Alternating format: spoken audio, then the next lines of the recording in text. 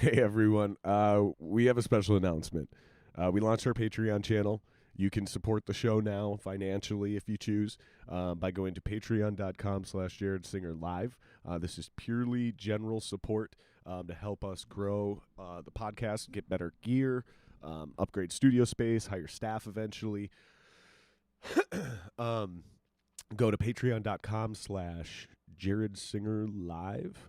And you can donate one of three tiers. We got a $3 tier, $5 tier, and a $10 tier. Right now, there are no perks, but I promise we are working on content to get up there for you guys.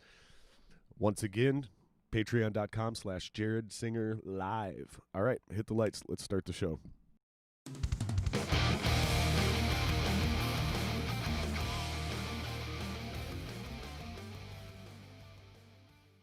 Boom shakalaka, my man. We are live. What's up, dude? Bam. Man, it's good to see you. It's good to see you. It's been a long time. Thank you for doing this, man. Thank you for coming. Dude, anytime I can come hang out with a dude and not have to wear pants, I'm down.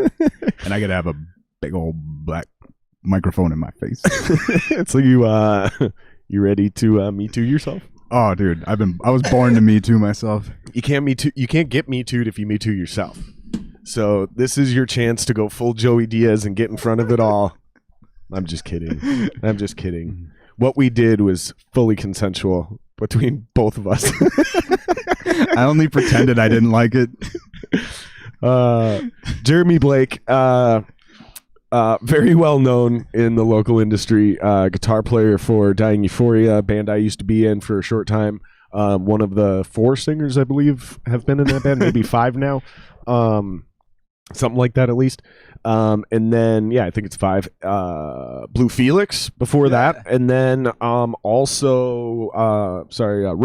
before that with Kyle Skolquist. Yeah. Big local staple. You guys were one of those huge headlining bands that I've referenced so many times on the podcast that were actually selling out the Rock and Star Central, which were 800-900 people person venues. We obviously, you always go over capacity, so we're talking 1,000+ person shows.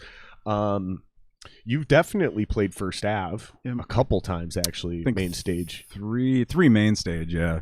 So, but you are doing something new now that we can actually talk about. So I'll let her rip. Yeah, I'll let you take it from here. We can dabble into the new project. So something I never thought I would do, which is a cover / tribute, whatever. I always knew I would do gay porn, but that was sorry. My uncle groomed me for that. Didn't mean to step on your touchdown call. Yes, I did. I think my uncle might be watching actually. So sorry, I knew that was our little secret, but. Statute of limitations is up, so we're good. I never ever thought I would be in a. What did it take us 2 minutes to get into?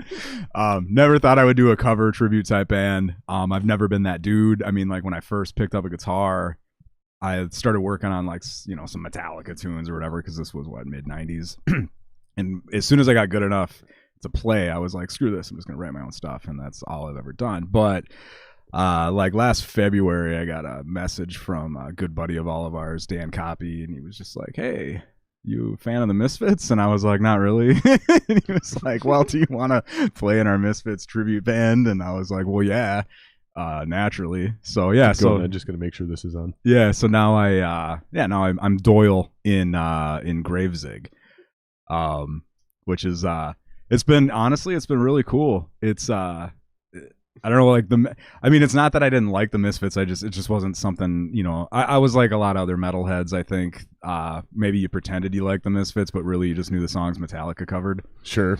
But as I started digging into the material and learning it, it's pretty cool. I've been having a lot of fun with it. I was a bigger fan of Danzig after he left.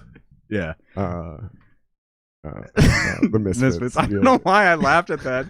You know why? Because instantly I thought you meant Tony Danza. Speaking of Tony Danza, dude, do you remember this band locally? I think they were local. Tony Danza Taps Extravaganza. Yeah. That's one of the places I got the name from, dude, because it's such a great name, dude.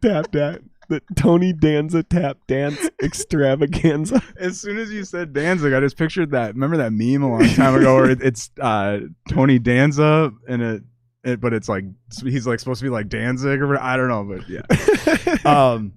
Yeah, and oddly enough, this is also yeah, I think it's Tony Danzig or something like that. But I'm kind of sacrilegious when it comes to the Misfits too, because to be honest, I'm a bigger fan of now that I've been exposed to like their catalog and learning the music and whatnot. I'm actually a bigger fan of the Michael Graves era. I'm sure some of that has to do with just the production quality and whatnot too, but yeah, that's been really cool. Unfortunately, it was like we had that conversation. I was a few beers deep when we had that conversation, so it's kind of one of those things where I woke up the next day and I was like, man, did I just join a band? Yeah, like I feel like I did something last night, and then I went back and I was like, oh, well, I gotta learn like 20 some songs real soon here. So Gravesig, let's fucking make sure people understand what we're talking about. Yeah, you're the guitar player. In Gravesig. You're taking Andy Oltman's spot. Yep, which is big shoes to fill. Yeah, but I mean, not that. It's a tribute band, so it's not like the music's like, oh my god, I don't know if I'm going to be able to fill his shoes. But dude, Andy was just on the podcast. Yeah, I just watched it last night, dude, and he's a fucking cool guy, dude. I love Andy, man. Did you catch the part at the beginning where I was like, we talked about how he got on the podcast? Yeah. And that's genuine. That's real, dude. Like I can show you the fucking text messages where I was like, dude, you can totally come on. Yeah. Because he, like me, has like a reputation for being grumpy. And he talked about this. Andy's being Andy. Oh, yeah. And some people thought they're like, that guy just doesn't like me. He's kind of a dick to me. And it's like, no, he's not. He's not a dick. He's just one of those old school blue collar dudes. Yeah. Who fucking just doesn't take any shit. Dude, he's been get off my lawn since before there was a lawn, you know, like I met Andy. Actually, Andy, if you're watching this, put in the comments. I want to know what it was like when dirt was invented. But I met him. We actually met each other when we both worked at Kohl's. Like, oh my God. Over 20 years ago. And he was like, it was one of those things where like we became buddies fucking instantly, you know. So it's a weird thing that you're filling his spot in this group, in a tribute band of all things. You know, it's funny though. A lot of people don't know is Andy actually filled in for me in Dying Euphoria for 2 shows because I was I was on house arrest for DWI. Yeah, for the DWI Heard Around the World, the one where I totaled my car. I hit the. I didn't actually hear about it. I just figured it was house arrest because I know a DWI because I know you're not like an actual criminal. Yeah, so like if you're on house arrest, there's only one reason it would be, and that's dranks. And dude, it was the DWI. Not like I don't mean that in like you should be proud of it. I'm not proud of it, but you're kind of proud of it. But man, you know, it needed to happen because I haven't drank and drove since then. So, but yeah. Anyways, so that situation created a funny thing where Rain is the only person to have ever played in every single Dying Euphoria show since the inception then, because I had to miss 2 of them. And we canceled one when his grandma died. We canceled that one. Yep. Yeah, so technically, Rain is the only one who's never missed a DE show. Wow. Because all the other members had been replaced and then you had to fill in. Yep. Yeah, Andy filled in for me twice, or 2 shows. But yeah, and then what's the other thing that's kind of funny too with Gravesig is so I'm taking Andy's place and Andy was taking Kyle's place. Right. So it's like it's so incestuous, which is fitting since we've all been incestuous with each other. Anyways, like sexually. Like literally, quite literally, you guys are fucking Eskimo brothers. Well, like the time that Kyle and I swapped gum on stage at a Revelant show. I think I told that story on the podcast. I only said that because you were like, I'm not saying that Kyle and Jeremy did it. It just sounds like something they would do. Dude, did you? Because I think you probably did that. We might have. I mean, we used to do the 2 men in a boat. I remember that one. I swear to God, one time I remember one of you was chewing gum and the other one walked up and I think you opened your mouth and you were like, and he spit his gum into your mouth. I mean, I'm not going to deny it because it does sound like something. I can't confirm or deny this rumor. I mean, it definitely sounds like something I would have done during like that era for sure. So it probably did happen. But yeah, so I remember you guys had the best antics. I remember in Revelance. Because we're kind of starting at the beginning here. I told you your little intro in reverse, right? But we can start back at the beginning. Because this is a huge reason why we ended up in a band together in Dying Euphoria is because of these antics and these stories. You were in Relevance. Your band was selling out all the venues. You and Kyle had these antics. Like, I remember one time you were playing, and I'm pretty sure you reached into his pants and just pulled out a pair of women's underwear. Oh, no, so what it was, he reached into your pants. It was something. Bobo. It was Bobo. Yeah, you remember Bobo from Bob Hope from Rest in Peace. Another, obviously one of many awesome friends and colleagues we've had in the local scene who's passed away. But yeah, Kyle and I joke about that. We call that our summer residency at the Rock, because we played at the Rock like fucking, it was like every month we were playing at the Rock. I was gonna say summer. It was once a month. I remember this. Yeah, but you sold it out every time. So. Yeah, we were working with Bill Berry at the time, and he kept booking us, and we kept packing the house, so we kept doing it. And but we got to the point where it was almost like a touring band, where like you start to get bored and you're coming up with antics. And I remember I suggested, I was like, what if we all pull like women's panties out of our pants or whatever while we're playing, and then we'll like throw it in the audience. I mean, that's how bored we got, that seemed like a good idea. And then I remember, and Ben's was the best though, because he had granny panties that he pulled out, and he put like a big chocolate stain in them. But yeah, I forgot about I was supposed to pull mine out, and Bobo hopped on stage, because I don't know if you remember, but like we used to like let people jump on stage and shit, and just, it was one big party. And yeah, and he fucking pulled these like pink thongs out of my. I have a picture of it actually. It's in my music room up on the wall of him doing that. But yeah, we. And then you used to put messages on the back of your guitar, and you'd be playing, and you'd just walk up next to one of the band members and lift up your guitar, and it'd have some hilarious message on it and an arrow pointing at so and so. Yeah, we used to. Yeah, this man. What we used to take shit from, what was it? Wayne's World, like whatever. This man has no penis or whatever. Like that's. And then I remember we used to always, I think Kyle and I were pretty known for our like unabashed support for all the other bands, so we were always at everybody's show, like right up front. And so we used to always do the key ring thing, which like now like you can't do, because apparently it means white power. Well, that's if you do it this way. Right, but if you go like this, if it's like this and under the waistband, because it doesn't, because that's not a W, that's an M at that point. It's it stands for military. Is that even demolition? It's a D. Is that military like demolition? Well, you're with your left, or with your right hand. Yeah, or it could be my. Look at my hand. You don't look at your own hand. You look at mine. Military, dildos. It could be my penis. I don't know if that's a P. I don't know, but yeah. So we used to do that. It's only a P if it's like this, because now it's a P. Right? Oh, see, I was going like this, and then that would make a P. Oh, okay. I was being efficient with my lettering. But yeah, we used to go to shows, I remember, and do the key ring, and then we got to the point where we would print up pictures of the key ring and we put it on everybody's monitors. And then we took it too far. I remember we really pissed off Neil James one time. From Kunanoon, who, if you know Neil James, he's one of the nicest guys like ever. I mean, he's such a nice dude. And unless I'm wrong, I'm pretty sure we pissed him off though, because at that time the fucking Chappelle Show was really popular, and with the "I'm Rick James, bitch," and so we printed up these sheets where each sheet had a word, and it said "I'm Neil James, bitch." And we fucking stood in front of them. And I think they were playing at like the Caboose or something. And I distinctly remember this look of disgust on his face. I don't know. If you're watching, Neil, maybe correct me if I'm wrong. I mean, this was a long time ago, and lots of drugs and alcohol in between. So who knows? But yeah, I guess long story short, Relevance, we were definitely pretty well known for our shenanigans. My favorite one that Kyle did, which I still do to this day, once a year, once every 2 years, at the right show with the right group.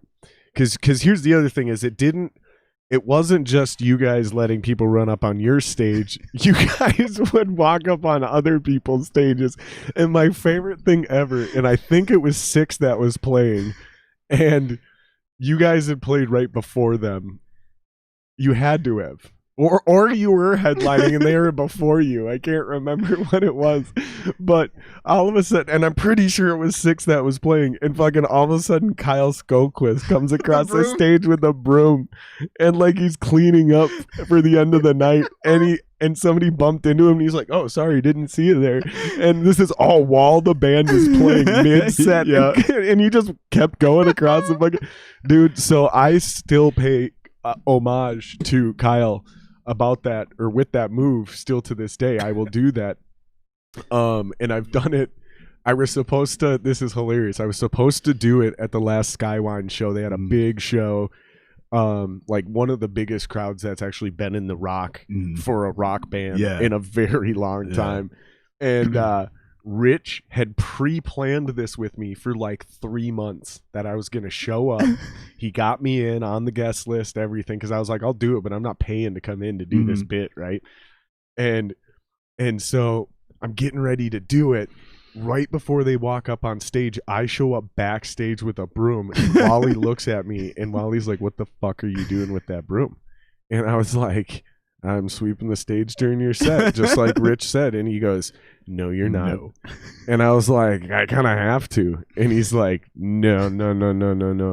And actually, no, I'm wrong. I had jumped the gun and grabbed it during Wither the Tide set. Oh, that's wonderful. Nothing but pro. Dude, it's off. It's off. Hold on. It's Anwar. Anwar, you're on speakerphone and you're on the podcast. I'm lost for words. Hey, what's up, man? What's up? I'm sitting here with my buddy Jeremy on the podcast. You got any pressing questions you want to ask him? We're live right now. He's my old guitar player from my old band. Who the hell is Jeremy? I just told you, he's my old guitar player from my old band. If you don't know, you better ask somebody. Let me ask you again. Who the hell is Jeremy? You know, give me some intel. Give me some background. He's a Homo erectus, white Caucasian male. He's a mildly portly fellow. I mean, in that case, have you discovered fire yet, too, while we're at it? You discovered fire yet? I'm just fucking around, but we are on the podcast. Let me call you back when we're done. I'll call you back in a couple hours. All right, brother, man. I'll talk to you. Fuck, dude, that's funny. Is what's more funny is how I just ended that phone call, because I usually say, all right, brother, or I go, all right, man. And that time, for some reason, I went, all right, brother, man. Like, who says that shit, dude? Brother, man. Is this Jackie Brown in my Quentin Tarantino movie? All right, brother, man. That's not what I meant. I tried to say one of those things and accidentally said both. This is what happens when you don't drink for weeks on end. Yep. So I was sweep the broom thing. Yeah. So I'm telling this stupid story. So I go to sweep the floor, and Wally's like, no. Well, Barry Wither the Tide was the one that was actually going up. Mm-hmm. And I was like, and I looked at Rich and I was like, Wally's not going to let me do it. And he's like, you have to.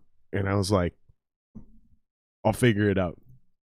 So I just randomly did it without permission from anyone during Wither the Tide set.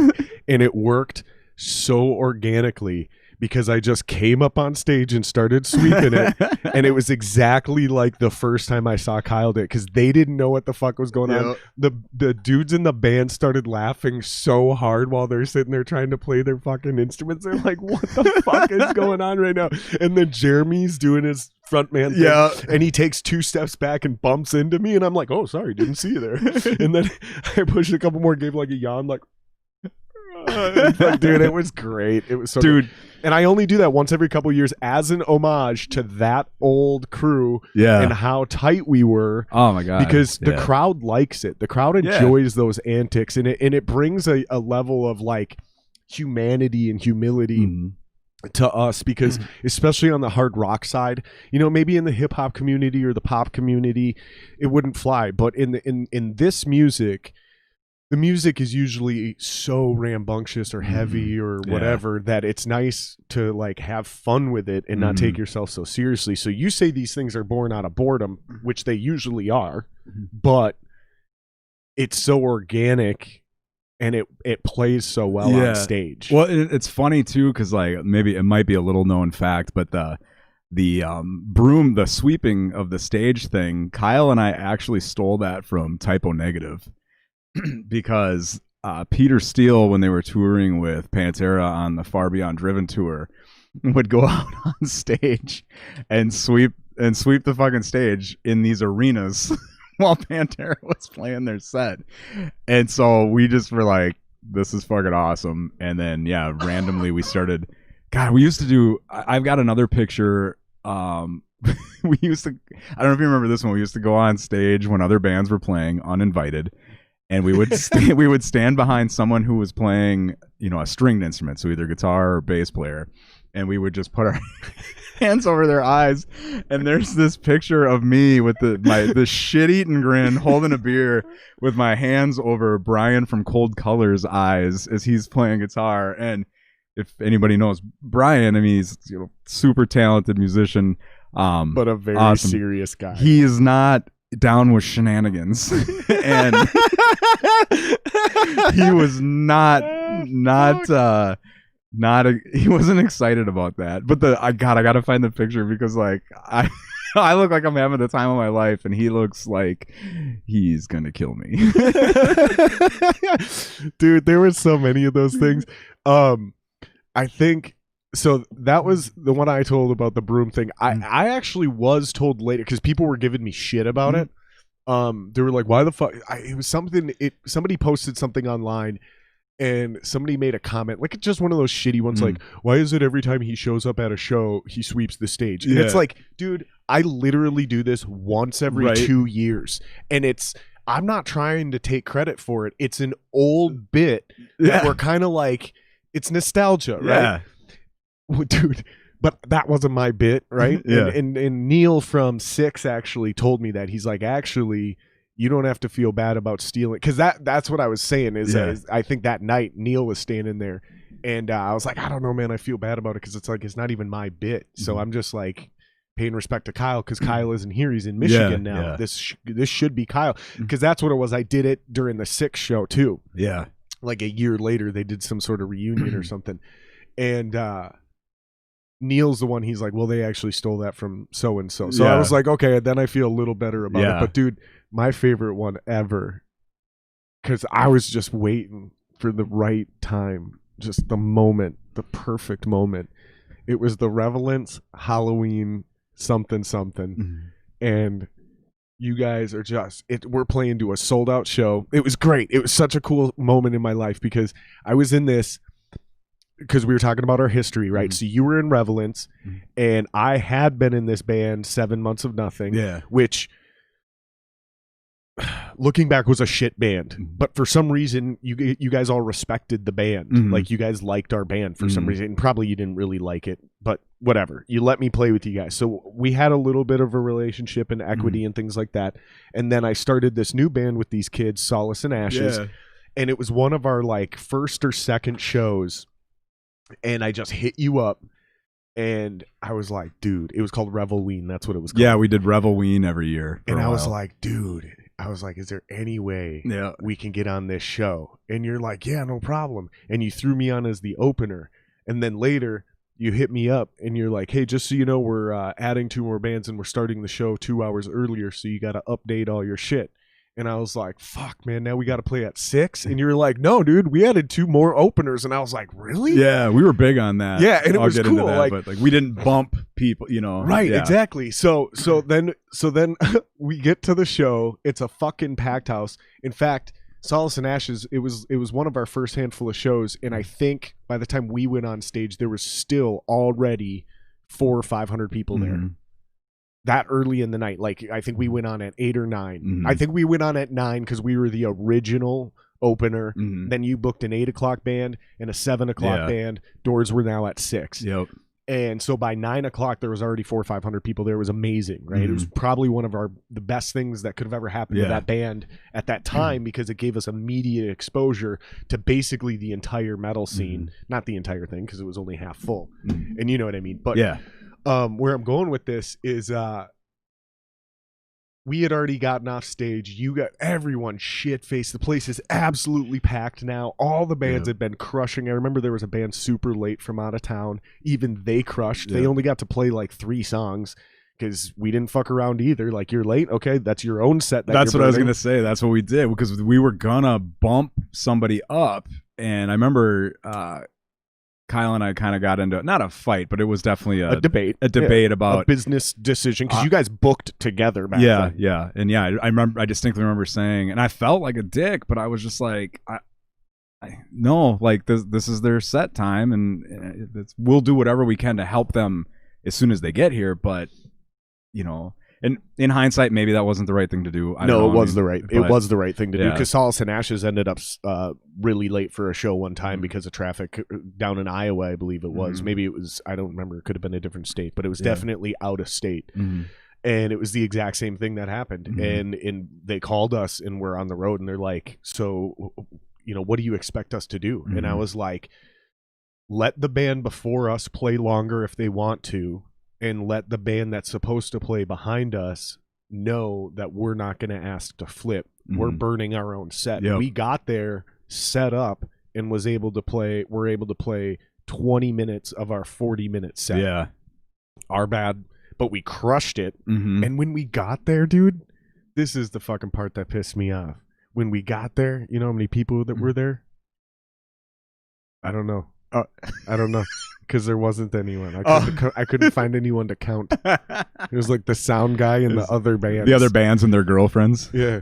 Do you know what it's like to be on the bill and play for 5 minutes? And the only people to see you are the other bands and their girlfriends? Yes. Airheads quote. Yeah, every fucking day. I am rock and roll. But you guys are playing this fucking sold out crowd, Revelween, and all of a sudden you go into this, and I finally find the right fucking spot. It's this chill acoustic part, and you go into this solo. I do not know anything about these songs. Oh, isn't that and when I'm you started dressed like fucking... a chick. Yeah. And I came out in a tutu and a fucking skirt, or whatever you want to call it. I had a wig on it, dude, but I had construction boots on, and like I didn't shave my legs. I didn't shave my facial hair, and I came out twirling and shit, dude. And then later that night, when you guys finished the shit, and a bunch of people started coming on stage and like throwing down and shit, I jumped up on one of your guys' cabinets, and I was in the back booty dancing, dude. Dude, I have that on DVD. That shit is so fucking fun. Because back then, Andy Mertz would do DVDs of like all of our shows, and I have that on DVD, and I distinctly remember the song was called "You Are Dead to Me," and it was this interlude part, super pretty. Then it goes into this really pretty solo, and I remember you were fucking doing the twirl thing, and then I do remember you doing the booty shake, because Kyle and I had we called them the standing cabs, because Relevance back then also brought like fucking 6 full stacks and whatever, everything was, anything that was worth doing was worth overdoing, right? And so we had on each side of the drum riser 2 4x12 cabinets with no heads on them, just for people to stand on, and I remember you were standing on there fucking doing your thing.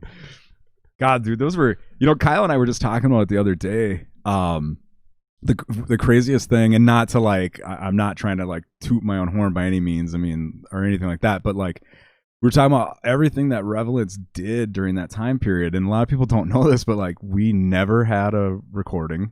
Right. We never had airplay. We didn't everything that we did was from grinding it out the way you did at that time, and a lot of networking. You guys were friends with everyone. We went, or at least you made everyone feel like they were friends with you. We were always at every show. We always had flyers. We did a lot of the out of the box stuff. We used to, for you kids that don't know, flyers are a thing that you would print up on paper advertising your show, and you had to leave your house and interact with people. It was a really wild concept. And so one of the things we would do is we would go to like Barnes and Noble, Walmart, anywhere that had magazines. Magazines were these things that And so we would go into like Metal Maniacs, Metal Edge, whatever, and any article that was a band that was like maybe similar to us, we'd put flyers in there. And so like we got kicked out of a car wash one time because Kyle and I went in there in between cars and we taped flyers for shows like inside the car wash. And I remember the dude chasing us and Kyle and I slipped in the soap and shit. We're like flopping around. But yeah, so like we were talking about like it's crazy to think like the success that we had. We were playing a style of metal that was not cool. Right. I mean, at that time, like everybody else was either doing sort of like the new metal thing or rap metal, or they were trying to sound like American Head Charge, you know, for the most part. There were definitely niches that were totally doing their own thing, and we happened to be in one of those niches where it was, you know, actual guitar riffs, harmonies, guitar solos, whatever, all that kind of stuff. I mean, theatrics. It boggles my mind. We should not have been as successful as we were. I don't know how it worked out. And it made sense though, because like I remember you telling me stories when we were in Dying Euphoria together. You know, we'd just be fucking talking. Yeah. And you had talked about your histories and your personalities and your music influences and how you were like the Metallica guy and he was the Kiss guy. Yeah. And so both your personalities, your stage antics, your stage presence, your personas, and the songwriting, everything was a blend of those two things. Yeah. And when you think about it that way, it makes sense. Yeah, and I just wonder what would have happened if you guys would have pressed some high quality recordings. That's what I'm wondering, you know? We were talking about that the other day. You had drummer issues though. Yeah, we had, excuse me. Yeah, we had, we had Chris for a long time. Like, cause when we first started, we started in high school. Kyle and I met in jazz band actually. Which was funny because I'll go back in time a little bit. Kyle and I were both kind of known in high school as sort of like, who's the better guitar player? And we didn't know each other yet. So that was kind of the thing. Like, you know, I heard this guy Kyle's better than you. I heard this guy Jeremy's better than you, you know? And so we sort of had this like competition, even though we didn't know each other. And then I played saxophone in band or whatever, and the band director was like, hey, I'd like you to play guitar in jazz band or whatever. And I was like, I don't want to fucking do that at all. That sounds super nerdy, you know? And then I talked to my dad about it a little bit. My dad was really encouraging me because my whole family on the Blake side, it's all musicians. I owe everything to them. He's like, it's really important that you expand your horizons, learn more than just rock and metal, blah, blah, blah, blah, blah. And I was still like not sold because it's like my dad telling me. But what happened was I found out that Kyle joined the jazz band on guitar. And I was like, oh, fuck that shit. So I went and I was like, yeah, I'll join. And the director was like, well, we already have a guitar player. Kyle joined. I was like, well, we're going to have two then. And so that's how Kyle and I met. So it was an ego thing? Oh, it's 100% an ego thing. Well, because you were also very into sports, yeah, too, I played which football. Is very ego-driven as well. Yeah. And, like, you're young, you're fucking in high school, so your hormones, your fucking testosterone is just through the roof. Yeah. And you're just, the typical teenager, all you can think about is ass. So any way you can be the coolest kid in school and get the hottest chicks. And sometimes this is how fucked up we were as teenagers. You didn't even need to fuck the girl. You just needed to make sure that she liked you enough to where she wouldn't fuck anybody else. And that was still a win. Yeah. That was still a win. Oh, yeah, that was still a win. Or if she was banging something, she's only doing you because I wouldn't do her. Right. You know? Yeah. Like, it's such a weird, fucked up. It's like Animal Kingdom shit, but even with like an extra twist of maliciousness or whatever. Right. But yeah, so that's what they say. Like, that's toxic masculinity. I'm like, no, that's called just being a douchebag. Yeah, that's the worst version of a dude. Like, trust me, we get it, but we don't talk about like toxic femininity because we're like, no, that's just a lying, trifling ass whore. Yeah, like, no, that's not an embodiment of like, no, that's just a type of person. My girl and I were just talking about this the other day. We were talking about the toxic masculinity thing or whatever, and we were both like, oh, you mean you're just a piece of shit person? Like, whether you're a man or a woman, like those characteristics just mean you're a piece of shit.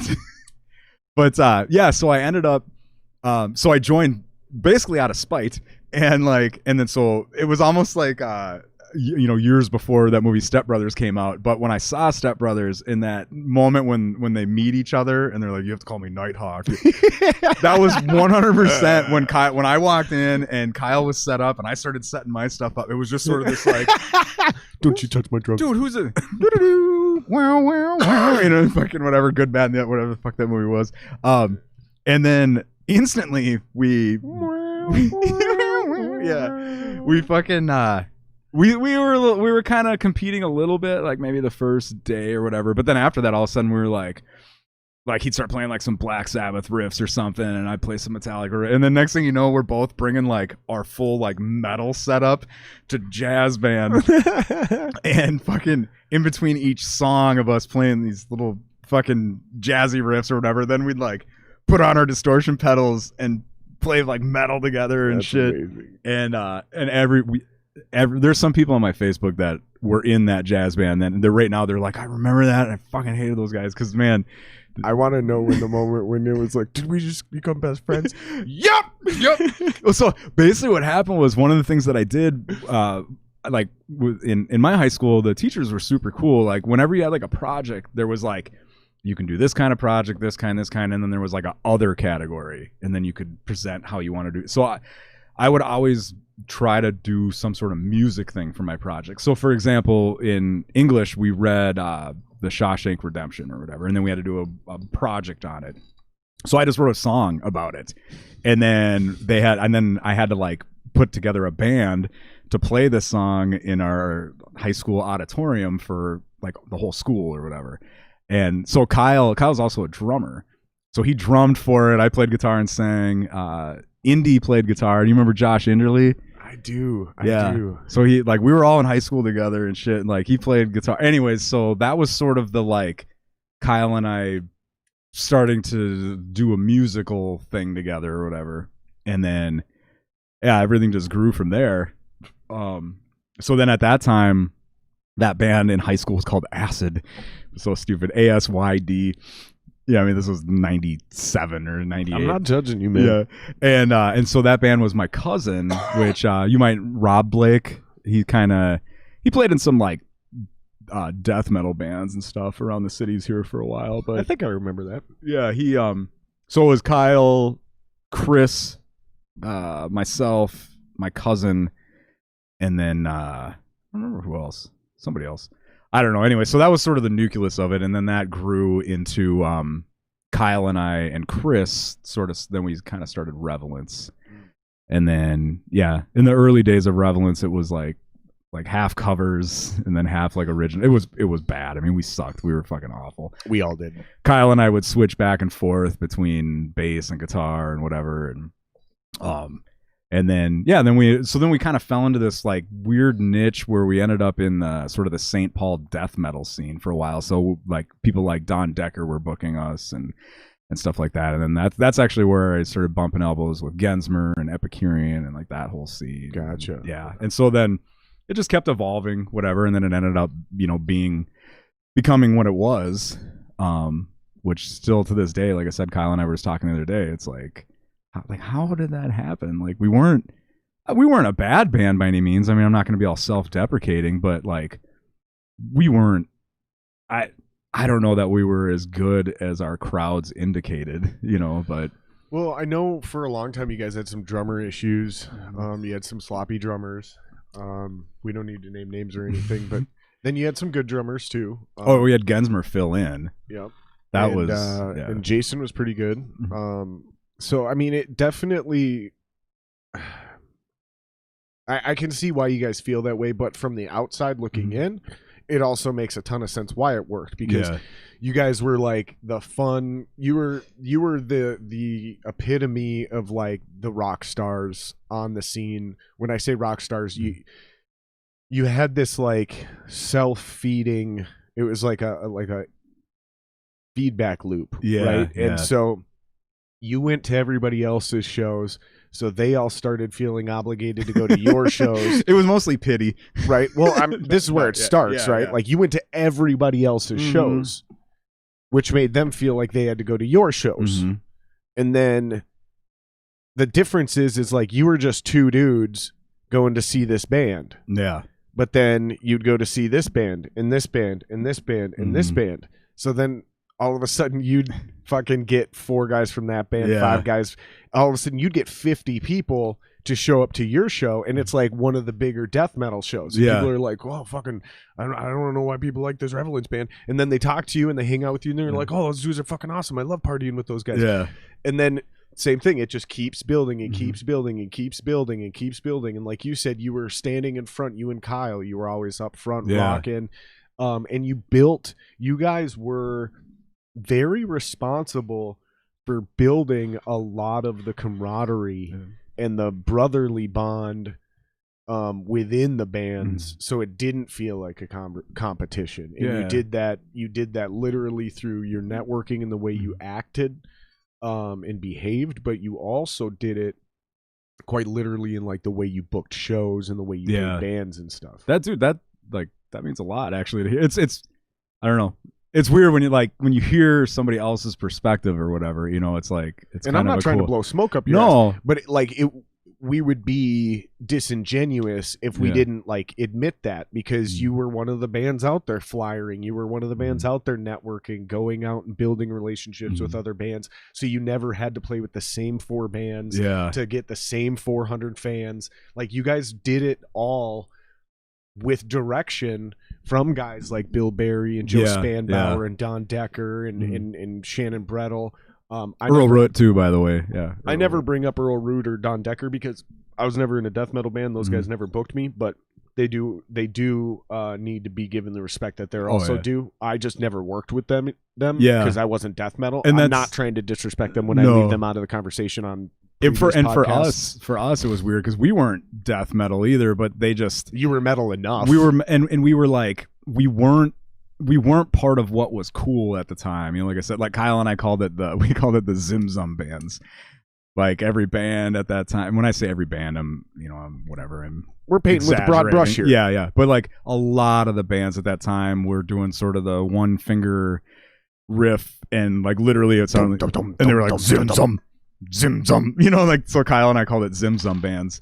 And so so we didn't really fit in with that crowd, and so people like Earl Root and Decker and stuff, they kind of took us under their wing a little bit and put us into these other bills, where that's where we would hook. We kind of made friends with the Epicurean guys, Tony Williams and the Lord of All Desires guys, Rising Fall. Is that the same Tony Williams eventually from Stasia? Yeah, so that was Tony Williams. That was when he had like long jet black hair. What was the band called? Lord of All Desires. I got to get him on the podcast too. I know him and I've reached out to him. But he's another one of those guys that's so fucking busy. Dude, he's so talented. That dude he's the shit. For the amount of talent that guy has, he should be just a fucking dick. And he is such a nice, engaging person. Especially with the way he looks, too. He's, like, really good looking. Yeah. So you see him, and you're like, and he's, like, also really clean cut. So you look at him, and you immediately go, that guy is a fucking Ken doll. I guarantee you he's a piece of shit. Yeah. And you walk up to him with, like, this, like, weird hostility, and then he's like, oh, hi, how you doing? Yeah. And he's like really engaging, and you're like, this is like the nicest guy ever. So it's kind of a funny story. He and I will talk about this every once in a while, is when Revelance, when we were first breaking into the sort of the St. Paul, I call it the St. Paul death metal scene, because back in like, we're talking like 2000. Yeah, shout out to Tony. Dude, if you see this, Tony, come on the podcast. Yeah. And so when we were kind of getting immersed in that world, and we were so young and naive, like we didn't really know. We didn't always know that the band we were seeing was a local band. We were just going to shows, and trying to go to as many shows as possible and just take all this in, And so we kept seeing this Lord of All Desires band, and we were just like, these guys are. I thought they were like legitimate, like rock star people. Because they were so good. They were so good, and the funny thing is like, it's not. There weren't even that many people there. I based it on like, if you're this good, you must be somebody, right? Not if you're playing in front of a bunch of people. At least at that time. And so I actually still have it. I bought their CD and I had them all autograph it and shit. Like, I really thought I was like fucking bumping elbows with rock stars or whatever. And then finally I'm like, oh, Tony, he lives in Edina? Like, oh, he's from Minnesota? Like, oh, really? Like, yeah, it's like, oh, we're like, and now we're kind of buddies, Like, oh, like it was still cool, obviously, but it was just like, oh, like okay, well now I just learned something. Just because you're, well, and to their credit, I mean, they were touring, Lord, I mean, they were touring sort of in that black metal circuit, I mean, like, so I mean, they were somebody's for sure, but I thought they were like these I know international, what you mean. Yeah. Anyways, there was I don't know where I was going with that. I've had we were talking about like how you kind of built your thing from the booking perspective coming out of that scene with those bands. Yeah, so what took us out of that scene was I started talking to Joe Spanbauer a little bit, and he was working with 13th Step a lot and a lot of those bands that were, big around here and definitely more in a different style than us, for sure. They were definitely a more marketable sound, for sure. A lot of the bands he was working with, and I kept, I was sort of networking with him, getting to know him, this and that, and then he finally, I remember we were at like a 13th Step Halloween show in Anoka one time, and somebody that I had become friends with, it might have been Chad from Banehinge even. It was somebody who sort of was like, had some pull at the time, pull that I didn't quite have yet. And he sort of like put together like a legit conversation between Joe and I. And Joe was like, well, I'll tell you what, I do Sunday nights at Urban Wildlife, and if the band can get at least 50 people in there on a Sunday night, then I will book them on a Friday or Saturday night for an opening slot. And I know you remember this. A lot of people now probably don't, but like that's kind of how it worked back then. You had to kind of like pay your dues. Yeah, you had to earn your way. Yeah, I think we did same thing, but Joe gave us like, because I think he had a little bit more clout by then. I think he was like one of the main bookers at that club specifically. So we got like a Tuesday night or a Wednesday night at the Urban. Yeah, and it was the same exact deal. Yep. And I don't know if it was 50, but it was a number. And he was like, you hit this amount of people. And I think we were short, but he was still like, good enough. Yeah. Yeah. You'll open for this band. And he goes, you won't know when it's coming. You'll still have to go last minute. Yep. And sure as shit, he called us one night and he's like, all right, you're up. Yeah. And I went, what? And he's like, it was like a Wednesday night. He goes, he said something like, Friday night, I'm putting a last minute show together. It's going to be you open, then it's going to be Nuisance Crew and Quasar, Urban Wildlife. Yeah. Friday night. God. And sure as shit, like we played, and he's like, but you have to get 50 this time. Yeah. And I was like, oh, we can do 50 this time or whatever it was, or 100 or whatever it was.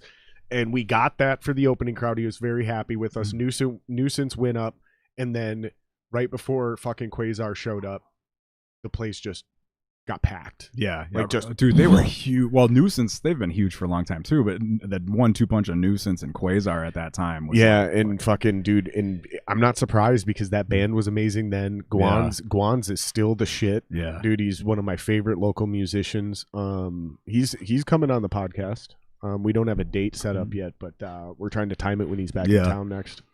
Well, yeah, so Joe gave us that thing, whatever, a Sunday night. Well, then I remember what happened is it was a last minute thing, like a week before we were supposed to play the Sunday. He had a band drop for a show at the Rock. That's why you're pointing at me, because that's exactly Joe's old MO. And he was battle testing you. Yeah. He was like, let's see how bad they want it. Yeah. And so he ended up booking us for the opening act on whatever this Friday night show was a week prior. And it was like Seventh Calling, Asmodeva. I don't know if you remember them. Was Earl Root's band at the time. Asmodeva, yeah. Tim, the drummer. I used to be really close with the drummer. He's a really, really good dude too. Shout out to Tim. And I can't remember the other band. All the Pretty Horses. It was a very eclectic lineup. Because back then there would be a lot of eclectic lineups. And so we got dumped on that. And I remember thinking like, this sucks because we still have to do this Sunday thing and draw all these people. Like this Friday night thing it matters, but like it doesn't count towards our equity. Right. And so we played though, and I always hate talking about these kinds of things because it's gonna make me sound like a douche, and I don't mean to, but like it was packed, and understandably so, because this is the Sunday. This is the Friday that we ended up getting added on. How did the Sunday show go? So then we still did the Sunday show, and I have that on DVD. You did the Sunday show first? Second. Oh, So we got booked. So we had the Sunday. that's why show. I was so confused. Yeah, Okay. So I'm we so had, glad I asked you. So we had I'm like, this isn't making any sense. Yeah. So the Sunday show was like, this was the one that was like, you had to do this. There was a last minute cancellation a week. So not the same weekend. It was the week prior for that Friday. And I reluctantly agreed. 9 days or whatever. I reluctantly agreed to do the show because I was afraid. Because I asked him, I said, are we still kind of on the hook for this Sunday thing? And he's like, yeah. He's like, but this is a chance for you to play in front of some other people, whatever. It was like, all right. So Kyle and I did our normal thing. We pumped out whatever it was, 1,000 some flyers, did whatever. And so when we played that Friday night show, it was at the Rock and it was fucking packed. Oh, that was at the Rock. It was at the Rock. Yeah, the one that ended up on Friday, and it was fucking packed. And we were like, oh my God. And it was cool. It was awesome. It was a great show. We got to bump elbows with all these other people that we ended up becoming friends with later. And then the Sunday show came, and I remember, and this was the beginning of my, you might remember this from the DE days, the classic Jeremy, no one's going to come to our show. No one's going to be there. This sucks. And then you go out and play, and it's fucking packed, And then someone like you would be like, dude, when are you going to learn eventually that people just like your band? Right. Like, they're going to find us out, and they're going to stop showing up. And so I was that Sunday show at the Urban. I was like, there's going to be nobody there. There's going to be nobody there. That motherfucker on a Sunday night, it was packed. You couldn't fit more people in there. That's amazing. And I just remember that was one of the memories that sticks out. And I remember afterwards, Joe, he'll remember better than me, maybe not. But he said something to the effect, and I just remember this like smile and pride on Joe Spanbauer's face, and he just looked at me and he's like, "Welcome to the club." He's like, "You made it." And after that, we were done playing weekdays at Station 4, and we were done playing, all that stuff, and it was cool. He was so smart about booking small rooms. Yep. Like, oh God, because Station 4 is such a fucking huge room. Yeah. So it doesn't matter if you get 200 people in that room. 200 people on a Tuesday night is a good number. Back then, especially in St. Paul. That's what I'm saying. Yeah. Exactly. That's what I'm getting at. Is like there's a whole list of factors that you measure a show's potential to succeed. Mm-hmm. So you line it up in St. Paul at that venue on a Tuesday night. Fucking 200 people is a great draw, and it looks like shit and it sounds like shit because Station 4 only sounds good when the room is packed. Mm-hmm. The room has to be packed. The people are the sound deadening. Yeah, you know it gets rid of that echo. Because that room was just pure concrete. Mm-hmm. So, but Joe was so much smarter than that. He would book that same 200 people in the Urban Wildlife, and it would feel packed. Oh my God. Because that place only held 300. Yeah, it was. So once you could get 300, he still didn't move you beyond that club. Mm-hmm. I remember one time, I can't remember who it was, but he booked somebody back-to-back nights because they could draw 800 people. Yeah. And maybe it was you guys later. I can't remember who it was, but somebody that was drawing 800 people like The Rock and Star Central. And he was like, nope, we're going to do back-to-back nights at the Urban Wildlife. And it worked. Yeah. And it fucking worked, dude. Yeah. And it was the two coolest shows. And that's what he did, man. Yeah. He was such a fucking genius about that shit. And it's got to be interesting for you because you've been in two bands that you started. Both were founding members and both went through the traditional curve. Yeah. Well, I was at that first DE show. Yeah. You motherfuckers did not, you know what I'm about to say. Okay, everyone thought this band was going to be great. And you guys came out to a huge crowd. And then the very next show, no one showed up because that band was not good when it first came out. This is the band we were in together for anyone that's confused. And by the time I joined the band, it was still, there was no one there. Like you guys started with this one show and then immediately went to the basement, just like every other band. Yep. Like that's what the beauty of music is like, it doesn't really matter how cool you are.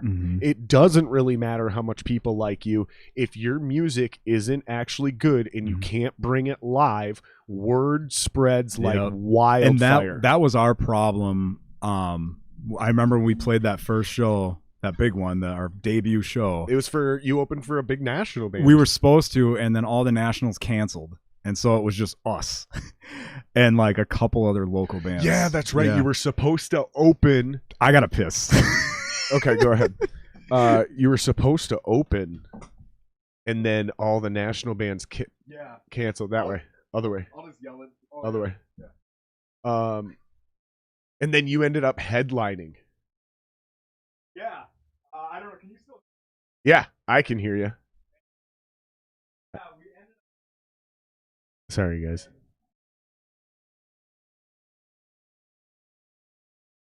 You know what, dude? Just save it because you're gonna have to say it into the mic because they can't hear you. All right. You know what I should do is I don't need to yell into the mic. I should fucking I should install a microphone over there. A microphone and a little mini speaker so you can still hear everything. And we can have full conversations while you got your dong out and you're going to the bathroom. Well, and you're one of those dudes that works out and drinks a lot of water and shit. So like you're always pissing. I do too, but I've gotten better and better at holding it during the podcast.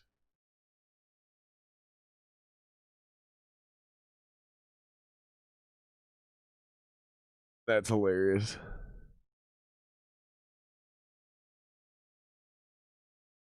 If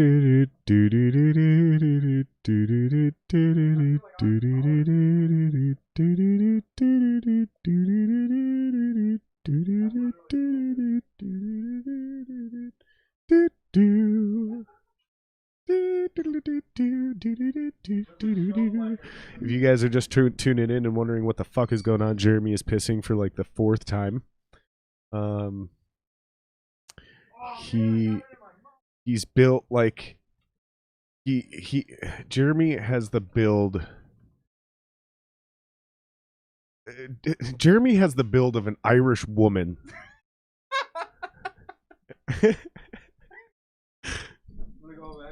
A very muscular Irish woman, like a world's strongest man, or no, world's strongest woman competitor. I could do really well in the world's strongest woman competition, maybe not the men. Actually, we're being toxic right now, bro. Yeah, I'll probably get canceled for that. We're being toxic right now. All right, I'm back. And actually, that's not true. My aunt is Miss America bodybuilder. She could fuck the I'm world not surprised. So we were talking about the I'll just try to pick up where sorry about that. No, you're fine, dude. I'll try to pick up where my brain is, which is basically like, okay, so even by the time I came back into the band or got into the band, into Dying Euphoria now, one thing nobody knows other than us, obviously, is that I didn't audition to be the singer of that band. No, bass player. And I basically had the job because it was me and Tim. Yep. But then Tad disappeared, absconded. Yep. Fucking just ghosted everyone. Yeah. The day of a show. The day of a show, no less. Mm-hmm.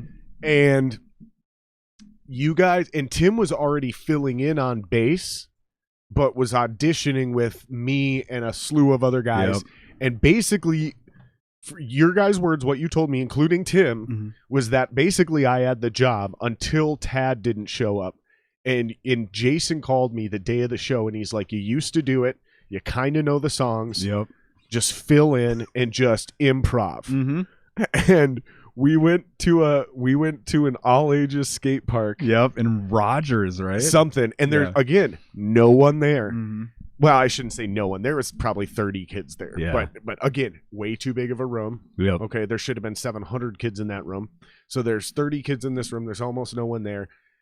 I think because you guys called me so last minute, I was fucking hung over. We were all hung over. And I remember. I think we might have all been drinking the night before. Maybe even together. Maybe together even.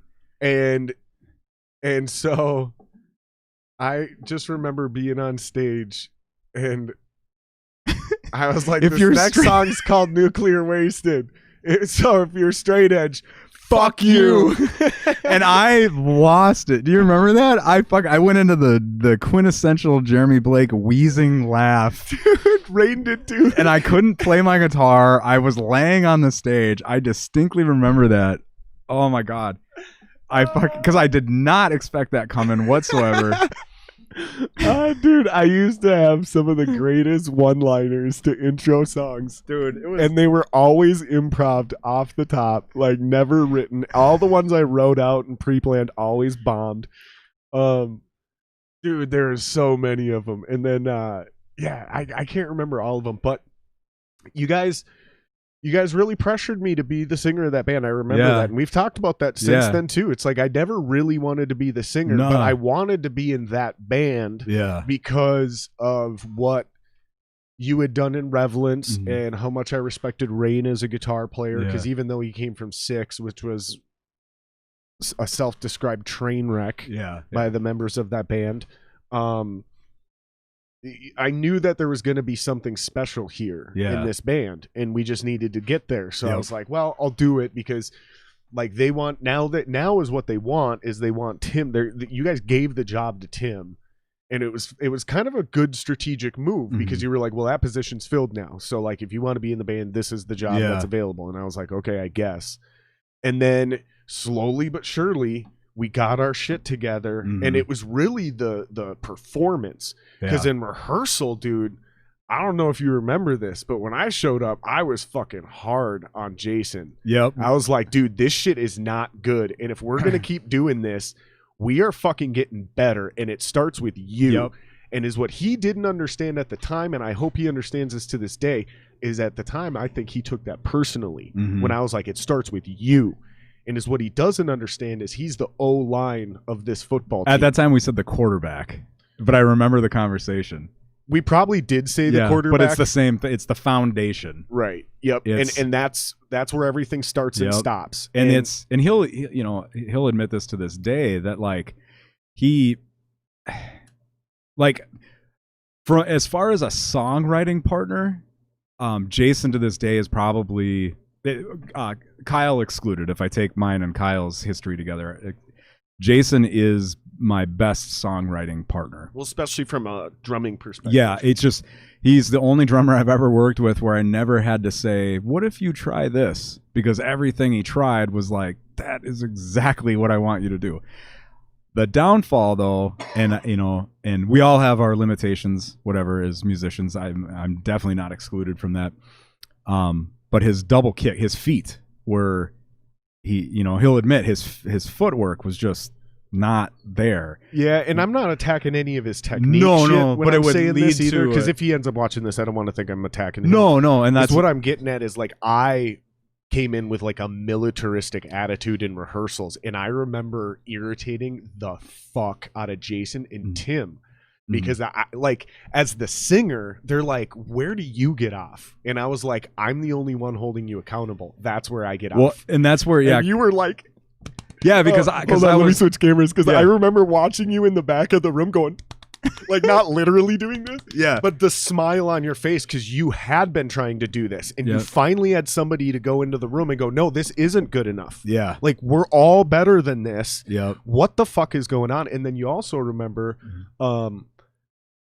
before you let me in the band, I don't remember if I talked about this on the podcast with Andy, but I think I talked about this with Andy when I came into Dying Euphoria. Do you remember before I was in the band, do you remember when I fired you all from booking your own shows and I took over booking and got us paid right away? I was like, no, we're not playing anymore for less than $200.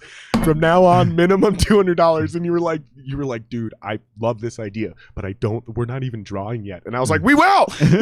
And sure as shit, the very next show we booked, we got $200. And I remember Rain going, we got to get this guy in the band because I still hadn't had my arm twisted yet. Do you remember this? Like vaguely, yeah. I just remember like being such a dick and you loving it because you were like, I've been trying to do all of this, but everyone was so like, let's have fun and party and be Motley Crue. Yeah, and you were the only one that knew Motley Crue actually worked harder than they partied. Yeah, and so when they were using that as their reference, you were like, you're not being Motley Crue. I watched it was one of my many failures as a leader. I watched it spin out of control of the like, you hope that people sort of know the rest of what you're trying to imply, and it was like, most of it was like, and I don't get me wrong, I mean, I partied like a motherfucker back then too, but I also fucking hustled and worked my ass off. I did both, and yeah, I think that didn't resonate necessarily with everyone. That like,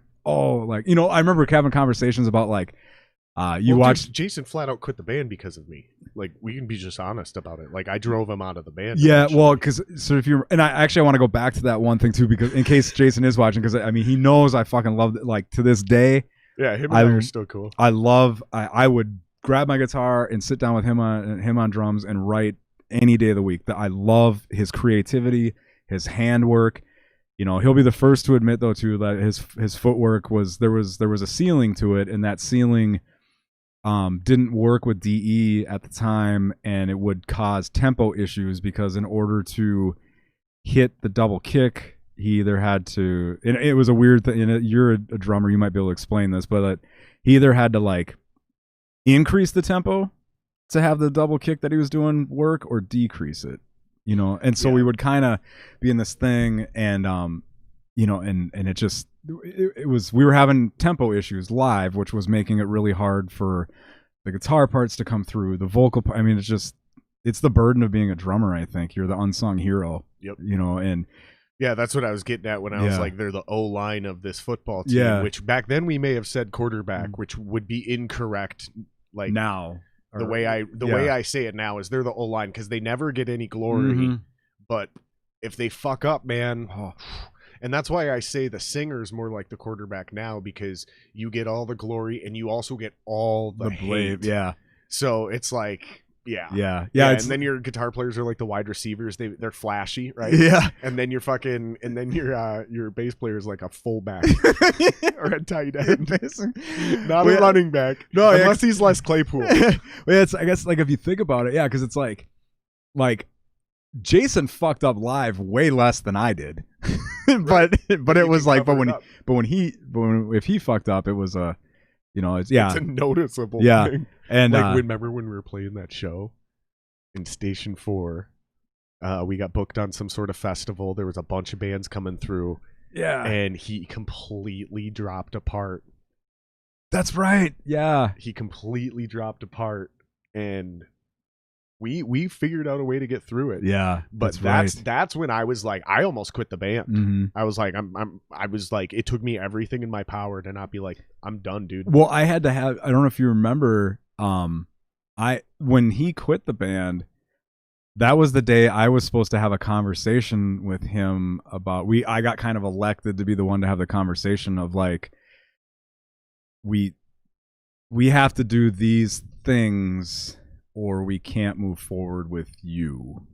And I remember feeling sick to my stomach about it because I to this day, I mean, I love the dude, and I do think he's very talented. He's awesome. It was just, there was just some things that weren't quite working.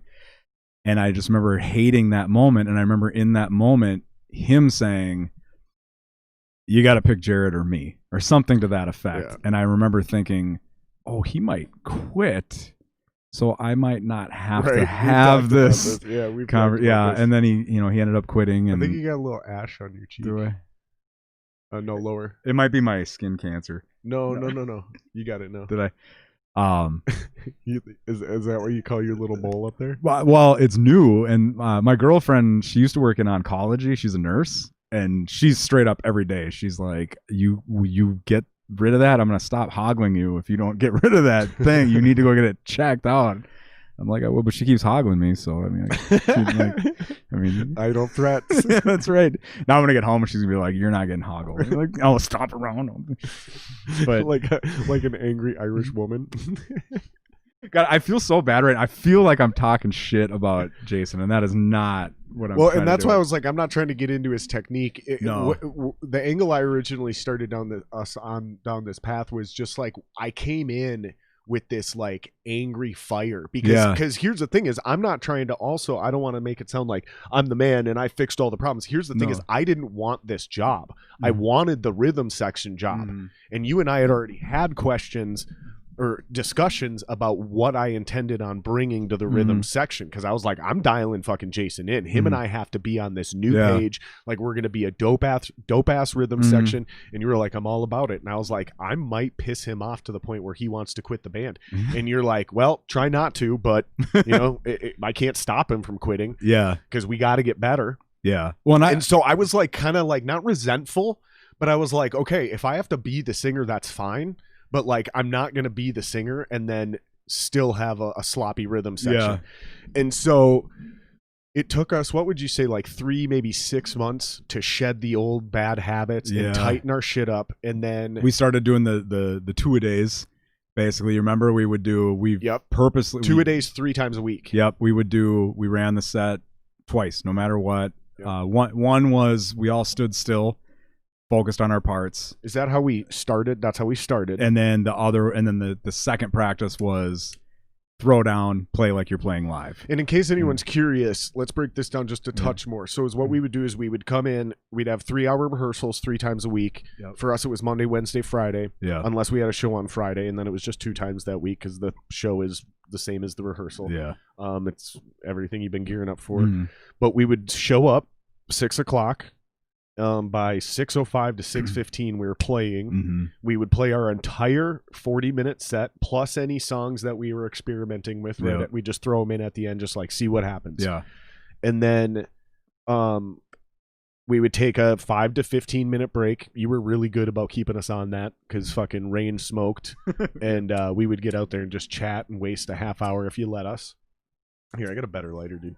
And then we'd go back in and we'd start breaking down a song. We would write a song, finish a song, break down a part, or something got sloppy in the set that we just ran. We'd approach it and be like, hey man, this isn't sounding as tight as it was a week ago. And we would break that down and we would spend a solid hour on that. Mm-hmm. And then we would take another break and then we would end the set, or we would end the night playing the exact same set we started with the beginning of the night, but we would go balls to the walls like it was a show. Yeah, so we got the physical conditioning in. Yep, and making sure you could play your parts accurately. Yep, while throwing down, and that that's the thing too. That like again, I'm not gonna try to pretend like we were the most successful band in the world or anything like that, but we definitely had some success. And it kind of goes. Well, that's what I was gonna say. Is like we slowly started seeing the results in the crowd. The people started showing back up. Fucking. Eventually, we got asked to play that American Head Charge show because they weren't gonna sell it out, and they were like, "We need another band that can actually draw," and they wanted us. There were several other bands that could draw as well as us, if not more, and they wanted us. They asked us, and so we almost won that battle of the bands. A week later, we played that fucking Head Charge thing. That's one of my greatest musical memories. God, that show, dude. I crowd surfed and fucking sang my whole first. Ironically, that just came up last night because Montoya was sitting here. We were talking about some website shit. And his wife doesn't remember me, right? Even with the podcast, she's taking glimpses. She's like, I just don't remember. And he's like, from Dying Euphoria, we played shows with all of them. So he asked me to find something, and that one I was able to find that one because it's so hard to find anything from that band. Yeah. You have to know exactly, and that's why I'm not putting it out there because it's like I want these secret little nuggets out there for me and my memories, you know. And so you got to know what keywords to search on YouTube to find this video. You know which one I'm talking about. And sure as shit, there it is. And dude, when that fucking I'm crowd surfing, I'm screaming my whole. When they threw me up on stage, and I was like, "Fuck yeah, dude!" It was, and the crowd just lost their shit. Dude, I still get goosebumps thinking about that shit. Dude, I love that show. Is still out of all the shit that I've gotten to do. Which I mean, we might get into the Blue Felix stuff, but obviously I got to do a lot. Yeah, we'll get really, there next. That's where I want to get there. I got to do a lot of cool shit with those guys for sure too. But that was that show from beginning to end. That show, dude, we were firing on all cylinders. We had Pat on drums, right? So exactly. So thank you. That's a perfect segue with Pat on drums. Because here's what happened: is again, like for better or for worse, I did chase Jason out of the band. I didn't intend on doing it that way, but I also knew, like, just working with Jason as a bass player through auditions, I foresaw problems, and I addressed them up front with him, with you, with everyone. And I was like, but here's the deal. I'll try to be cooler about it. And I've gotten way better at that now. Yeah. But I also knew then, like, there's a much different mentality between the shitty bands and the good bands, and we needed to get better. And we slowly saw that, and I think where we started this, my original question was, is it had to be interesting for you to be a founding member of two different bands and watch them both. Granted, Dying Euphoria had that first show, but let's get rid of that. Yeah, that was a outlier. Fucking remove that column on our spreadsheet. Boom. Okay, so you had both bands start like this and just make this incredible upswing and play in front of the same size crowds in the same venues, except we never did First Avenue while I was in the group. And then, here's where I'm going with this before we get into the Blue Felix thing. Then we had our little spat, right? Everybody knows about it. Jeremy and I'll summarize it real quick. I don't want to get into this, please. But everyone's going to be like, oh, clever. You guys skipped that. No, I'll address it right now. We got shit-faced on a faux tour. Faux tour. Super. I mean, first off, Dying Euphoria at that point in time was not the band that you wanted to say, hey, you can go behind the bar and make your own drinks all night. Yeah, we crushed this fucking weird show Danny Z booked for us. Yeah, at a hotel. There wasn't a lot of people there, but again, Danny Z listened because I taught that motherfucker a lot, and he listened and he booked small shows in small rooms, and we fucking tore the roof down, almost literally. And they loved us. The casino or wherever we were, the hotel where I think we were at some sort of casino, or some sort of like a Running Aces type where it was like a harness track. They had some card games and slots. It was a weird. It wasn't a real casino, but anyways, it's exactly what you just said. They let us behind the bar, and we stole a bunch of booze. We all got fucked up. The fight actually started between Rain and I. But then you and I got into a fist fight. We almost got arrested.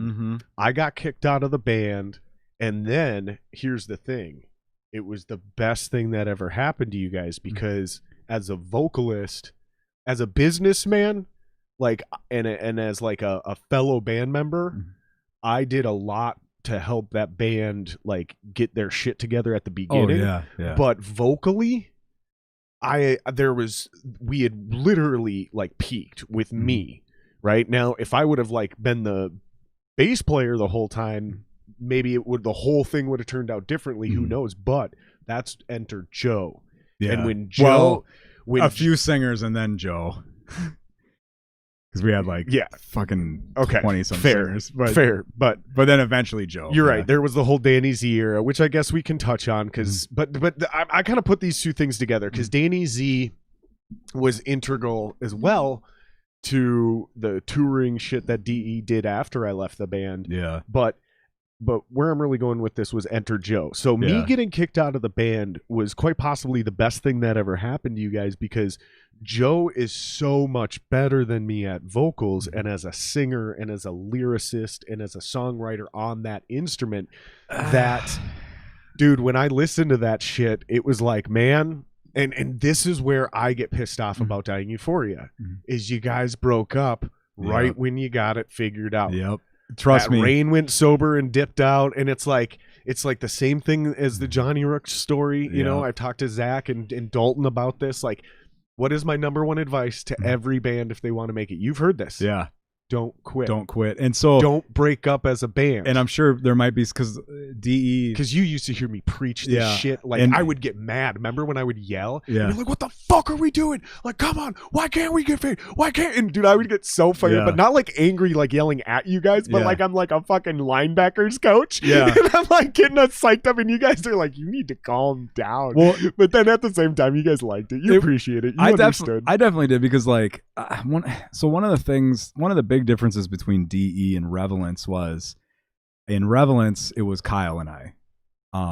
Obviously, I mean that's not to discount other members or anything. I mean like we took giant leaps forward when Ben Kunkel came in on bass. Giant leaps. Same thing. Yep. I mean not just as a bass player, but just in general. I mean he's just I love the guy. And then when Jason joined on drums, you guys took a huge jump forward. So that just because I say Kyle and I, it doesn't mean that those guys weren't integral. But every band has their James and Lars or Gene and Paul. And well, you were the founding members. Yeah, and so Kyle and I were the primary songwriters and the two main guitar players. I mean, let's not. Yeah, so I had that in Revelance. I had Kyle and I, and so even though Kyle and I to this day we're like best of friends or whatever, but like did he originally write the drums or drum concepts and shit until you guys found a real drummer in Relevance? No, because we had Chris right away because Chris was in my band that I had with my cousin, and then you went straight from Chris into Jason. Yeah. But so my point is like in Relevance, I had my, besides the fill-in, sorry. Yeah. I had my, we had our Gene and Paul. We had the James and Lars.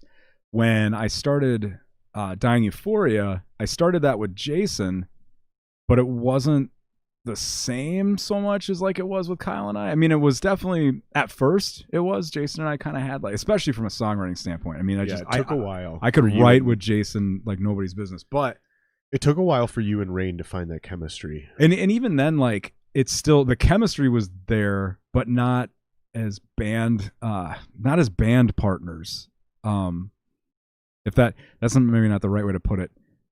Like Rain and I are a great guitar tandem, and we're very close friends, but we weren't like we weren't band business partners, right? You know what I mean? So until you joined, I didn't really have my other hand. I kind of filled that role. Like when Kyle kind of got split up into multiple people. Yeah. Kyle got split into Jason, Rain, and me instead of one dude. Yeah. I never thought about it like that. But with you though, then it became like the Kyle thing where it was like, okay, now I've got like there's another dude here who's like we're gonna and that's not saying that other guys weren't into it, but it's just how it goes. It's just different levels. 100%, yeah. And so yeah, and then the other thing that I had, well, and you and I used to talk about this too, and it was like we as a business minds, we followed the river where it went, meaning like Rain didn't really want to be super involved with the business. He wanted to just have some business ideas and throw them in there and have them heard, which we did. And we even implemented a few of them because they were good ideas. But he didn't want to be that guy. Tim sort of did, but we found a role for Tim. Tim was the accountant guy, the CFO.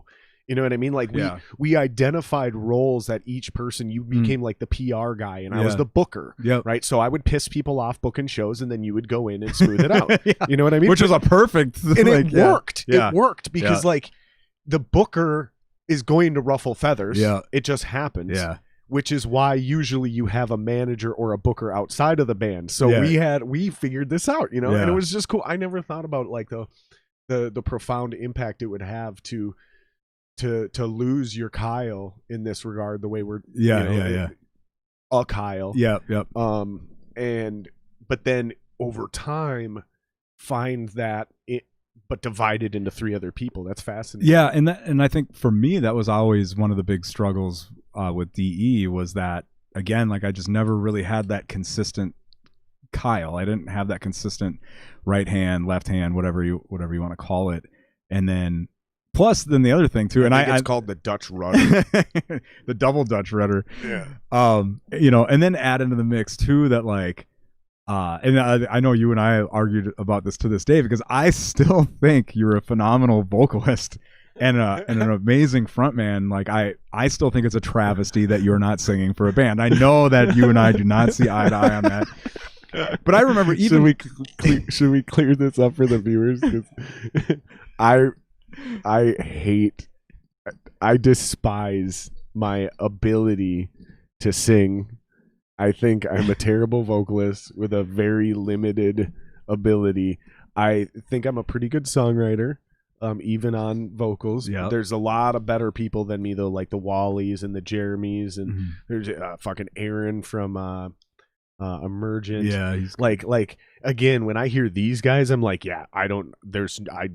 that's not my job. Like I'm not doing that. It's like it's like you got like an RC plane and you're flying and you're like, I could be a pilot, and then all of a sudden like a jet fighter like comes and does a barrel roll over you and you're just like, we're not even in the same league. But as a screamer, and this is funny because you also disagree. I do completely disagree. Like when my voice is truly in shape as a screamer, I think I had a great brutal scream. I think I was one of the best screamers, and honestly, I'm not humble about my abilities as a frontman. I know I was an awesome frontman, but as a singer, God, dude, I loved your, and like You remember back. This is so funny because you're right. You're right. Even back in when you were in Solace and Ashes, and I was still doing Revelance. I remember having a conversation with you. I think it must have been after Revelween, the Revelween that you guys, because we did a few of those. But I think I remember saying, like, dude, you remind me of Jesse from Killswitch. Like, Killswitch was super new at the time. It was still Jesse, and I remember just saying, like, I love your voice. I remember telling you that. And so years later when the DE thing was happening and you were trying on bass, I remember talking. You clearly don't know what you're talking about when it comes to vocal talent. You're clearly delusional. Or am I so sane that I just blew your mind? I just remember being like, there's just this raw, just this realness to it and some of it probably is because like that kind of vocal speaks to me.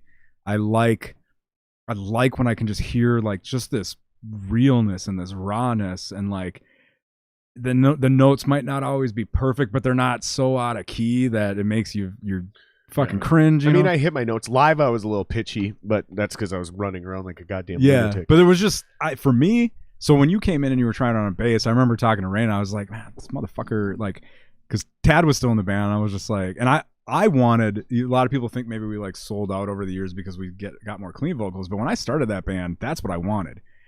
I remember that. We ended up with Tad as our vocalist, who motherfucker could sing, but he wouldn't. He would only scream. And I was just like, motherfucker. I was like, well, whatever. Just keep doing this, So when things kind of went south with him, I was bummed because I liked him as a dude, but I was also like, did cool. Did he ever like come back up from underground? We ran into Rain and I ran into him at a Down show at First Ave one time. No shit. Yeah, and we've run into him a couple times since then, but it wasn't like didn't really have it was super like surface level conversation. It was just kind of like, oh, you been, I've been good, whatever. Just kind of go about your business. But so when that happened, when he called us that morning and was like, hey, I forgot to tell you my brother's getting married today. I can't play the show. I was like, what? Like when that I forgot to tell you. Yeah, I forgot to tell you. But I do remember it was one of those situations where like you ever been in a shitty relationship then he didn't even say anything. He sent an email. That's what it was. Yeah, he sent to an MySpace on MySpace. Oh, that's what it was. Yeah. It was a MySpace message. This really dates us, but yeah, it was a MySpace message. That's right. It was a MySpace message, and there was no phone number.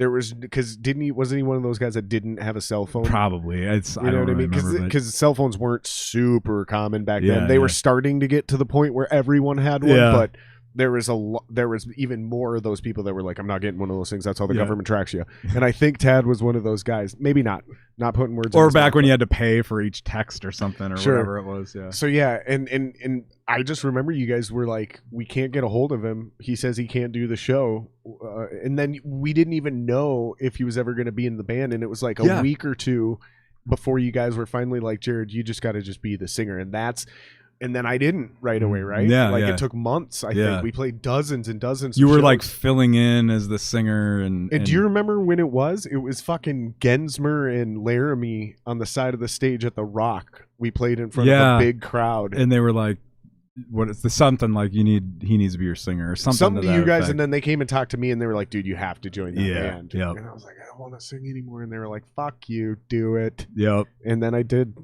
Yeah, obviously it ended badly, but I still I look back at that era with a lot of fondness, and I'm also appreciative of even as badly as it ended, it didn't take very long for you and I to be like, oh yeah, so anyways, I'm still your buddy, right? It was just like, hey, exactly. Shit went down, and that's such whatever. A toxic masculine thing for us to do, just to make up after a fist fight.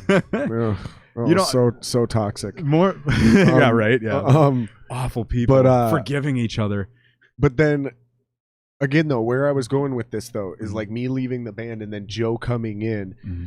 That music was amazing. Those songs were so good that you guys finally got a good production quality record out there. In fact, I think you have 2 of them out there now. We just got the one that we worked on with Ian. That's when Ian became your actual producer. We stopped having Ian just polish a turd, and we started to just we're working with you from the get-go, you know. Not that the people, our performances were the turd, not the people who engineered it or any of that. It was just we just weren't on, you know. And then we set Ian up. Well, we set those engineers up for failure because we weren't coming in there on point, and then we set Ian up for failure because he had to polish a turd or whatever. And when we got to doing the Veil of Tears EP, that's where it's like, well, let's just start with Ian. We're in a different headspace now. We're not drunk in euphoria anymore. We see what we can do with this. We see the potential and whatever. And so that was definitely a new chapter for us in that regard. Still dumbest band name of all time. I think you should have stuck to your guns on that. On the This Dying Light. Is that what it was? Now, what's the deal? Where's that come from? Is it a Faulkner novel or something? Or a fucking who's the novelist that wrote? That's the name of a book. Probably. I mean, it's been so long. I don't remember. The Dying of the Light. It was something like maybe there was the I think if I remember correctly, I was watching Interview with the Vampire, and there's a line in there where he's like the Dying of the Light or something like that. And I thought This Dying Light would be a cool band name. And that's when Jason and I were first starting DE. And he wanted to call it Euphoria with a F because the girl he was hoggling at the time was like going to school for like Spanish or something. So stupid. And so he was really hell-bent on spelling Euphoria with an F. And I was like, I think The Dying Light is a cool name.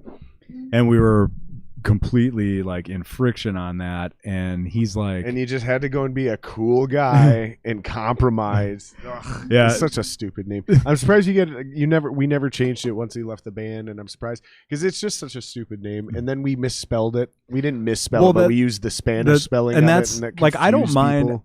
Me personally, I don't mind the name Dying Euphoria. I mean, like I like the.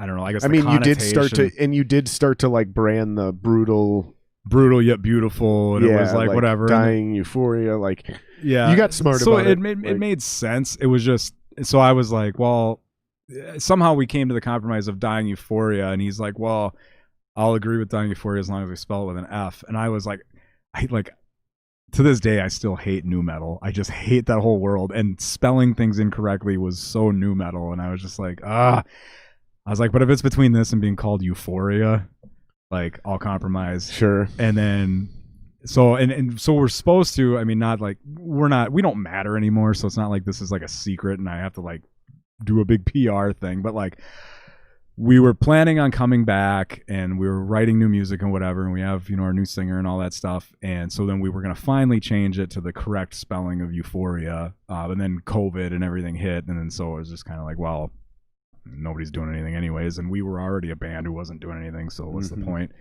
So whenever we come out of this thing and people can go back to hopefully living a normal life, because I refuse to this whole new normal thing.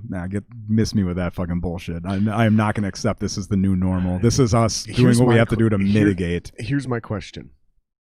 So a lot of people don't know this, but coronavirus is technically a family of viruses. Yeah. Right?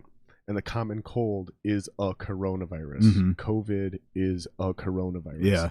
We can't cure the common cold. Why are we so arrogant that by next spring or next summer, we're going to have a cure for this thing? Yeah. Like, I think we should be more just focused on like treatment and medicine so people can get over it and like do that. Because like by the time that comes next year, like people are going to be like bankrupt. Yeah. Everyone's going to be homeless. Yeah. So like what's the point of like, I don't know, man. It's a very confusing thing. And we don't have to go deep down this rabbit hole. I want to stick on the Dying Euphoria thing. Because when I'm just like, I'm not trying to be, altruistic and shit and give, false humility and praise just to try to fake that I'm like some nice guy who's over it or anything. This is genuine. Like, dude, Joe was so good. Oh, dude. And that band was so good. You guys, that was your high point. And it's gotta be for you. And that band toured, which Revelance never did properly. I mean, you did small stuff we all did. Yeah, but Weekend Warrior shit. Yeah, Weekend Warrior, 2 week little bangers shit. Like we did stuff like that too. That's what a lot of people did. So a lot of people are touring is 2-3 weeks, Mhm. you know, and it's just really a matter of how far out do you go. Yeah. That's really the only Yep. difference. I mean, fuck. And how long you stay out. But it's gotta just be super cool for you to have experienced that ride twice. And that's gotta give you some confidence and tell you that you were definitely doing something right, and get the validation to go back to our first part of the discussion, which was the relevance thing. Like, how the fuck did we do that? You know, blah, blah, blah, blah, blah. We never even recorded a record. Well, okay, it couldn't have just been that you were buddies with everyone. Because remember, we had this conversation. Yeah. You said when the buzz was around town with everybody getting record deals in Relevance, you had heard whispers. The reason you guys never got a real shot is because the rumor was, well, they're just friends with everyone. Yeah. Whether that's true or not,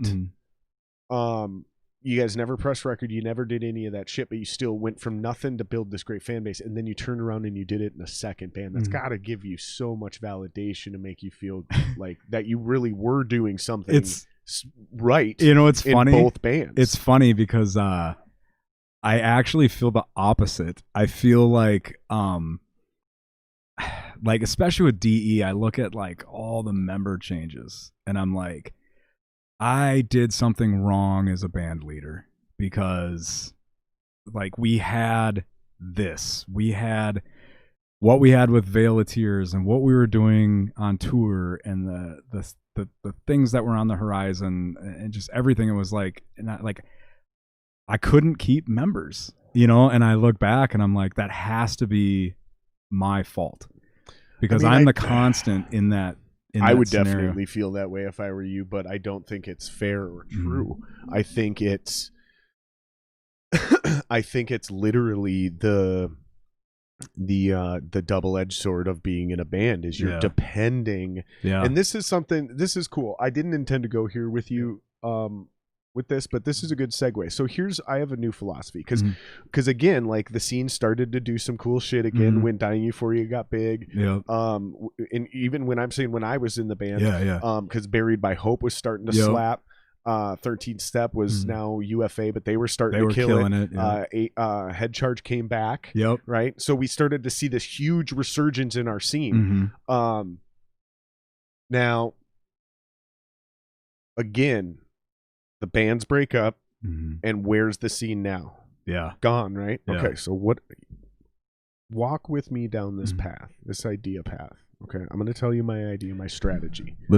How long are you going to do this? It's going to be a while. But cool, because I have to piss again. So this is a perfect opportunity for you to talk, me to hear. The world is finding out what my woman knows, that I piss all the time.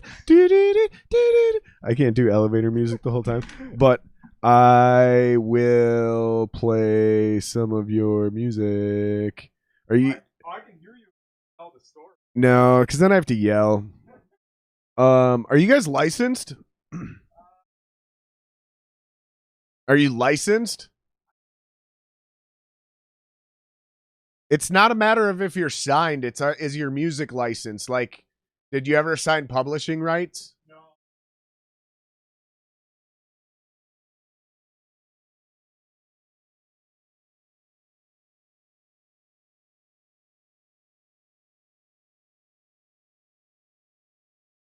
Okay, then I might not get flagged. Unless you have your own YouTube channel, then I might get flagged. Let's try it. Which is funny, because by the time I get this queued up, you're going to be back. But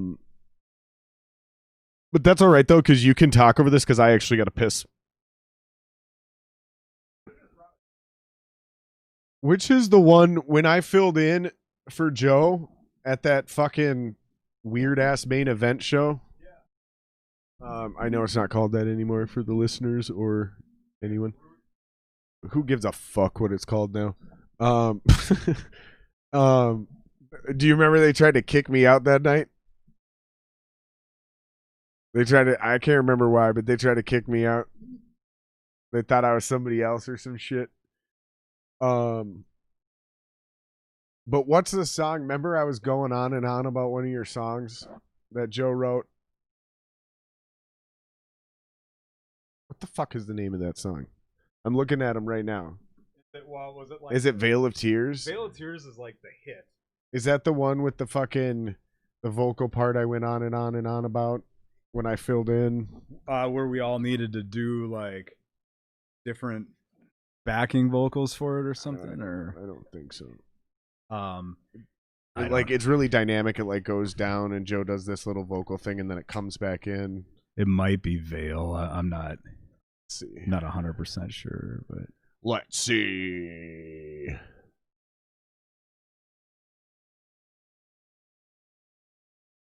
Okay, that's really loud. Mm-hmm. This is really loud. Stop. It's so loud. It's so loud. Okay, so first thing I need to do is turn this down. All right, we've turned it down. Second thing I need to do is share the audio with the viewers. The people. All right, so that is going to be the main cam up there. So if you're wondering like where, if you're trying to like talk to them or say something about the song, that's where you're going to do it, is up there. My mom just texted me, "You're smoking a cigar." Correct. You're very observant. Nailed it, Mom. Nailed it.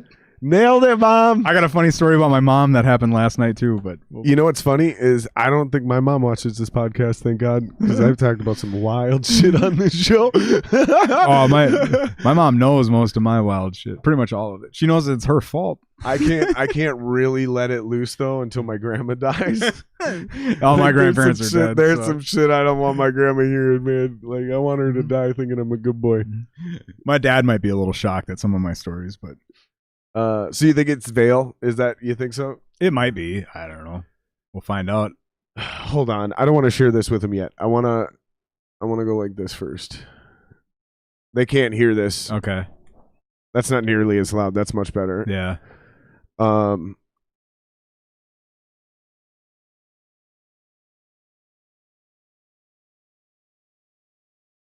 Oh, I think I remember what song it is. It sounds like it's about a chick, but it's actually about his dad. That's this one. Yeah. Okay, so yeah. I'm pretty sure. Yeah, this one. Yeah. I'm pretty sure this is it.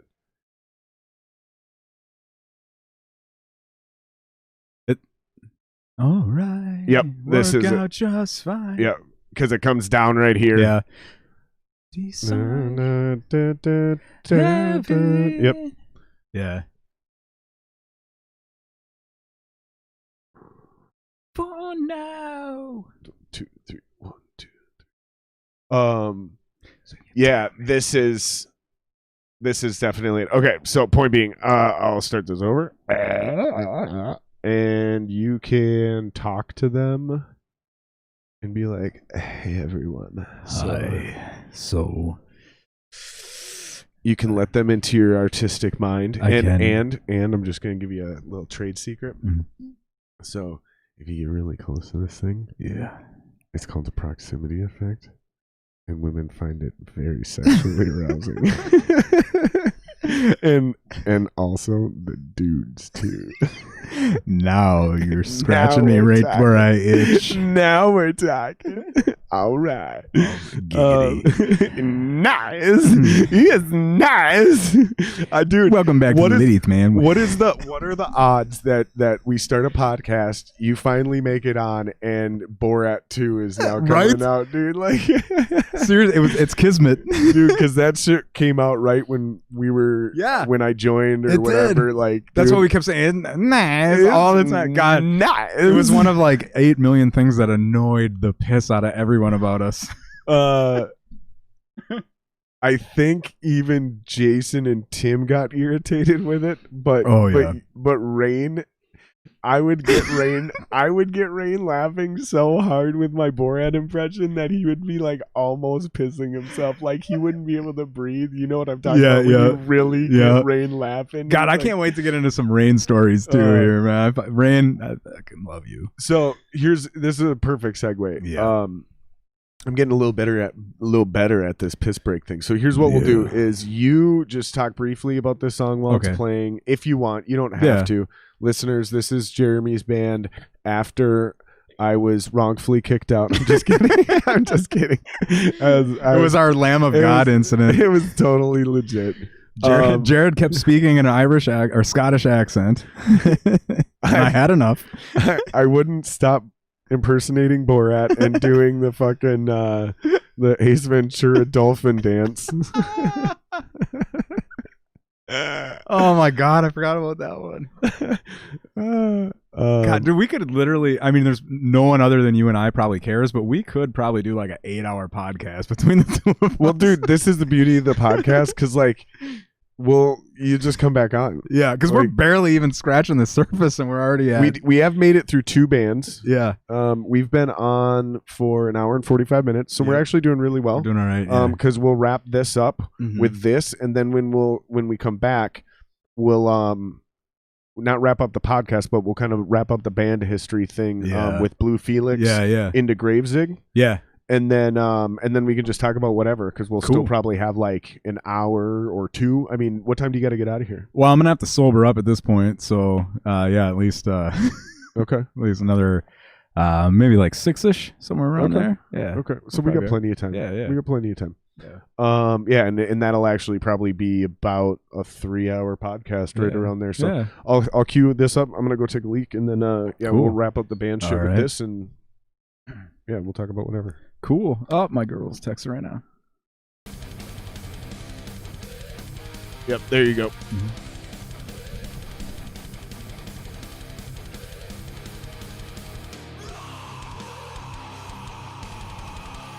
So they can hear you, but they can't see you. They're looking at that. Oh, okay. Cool. That's a phaser effect. All right.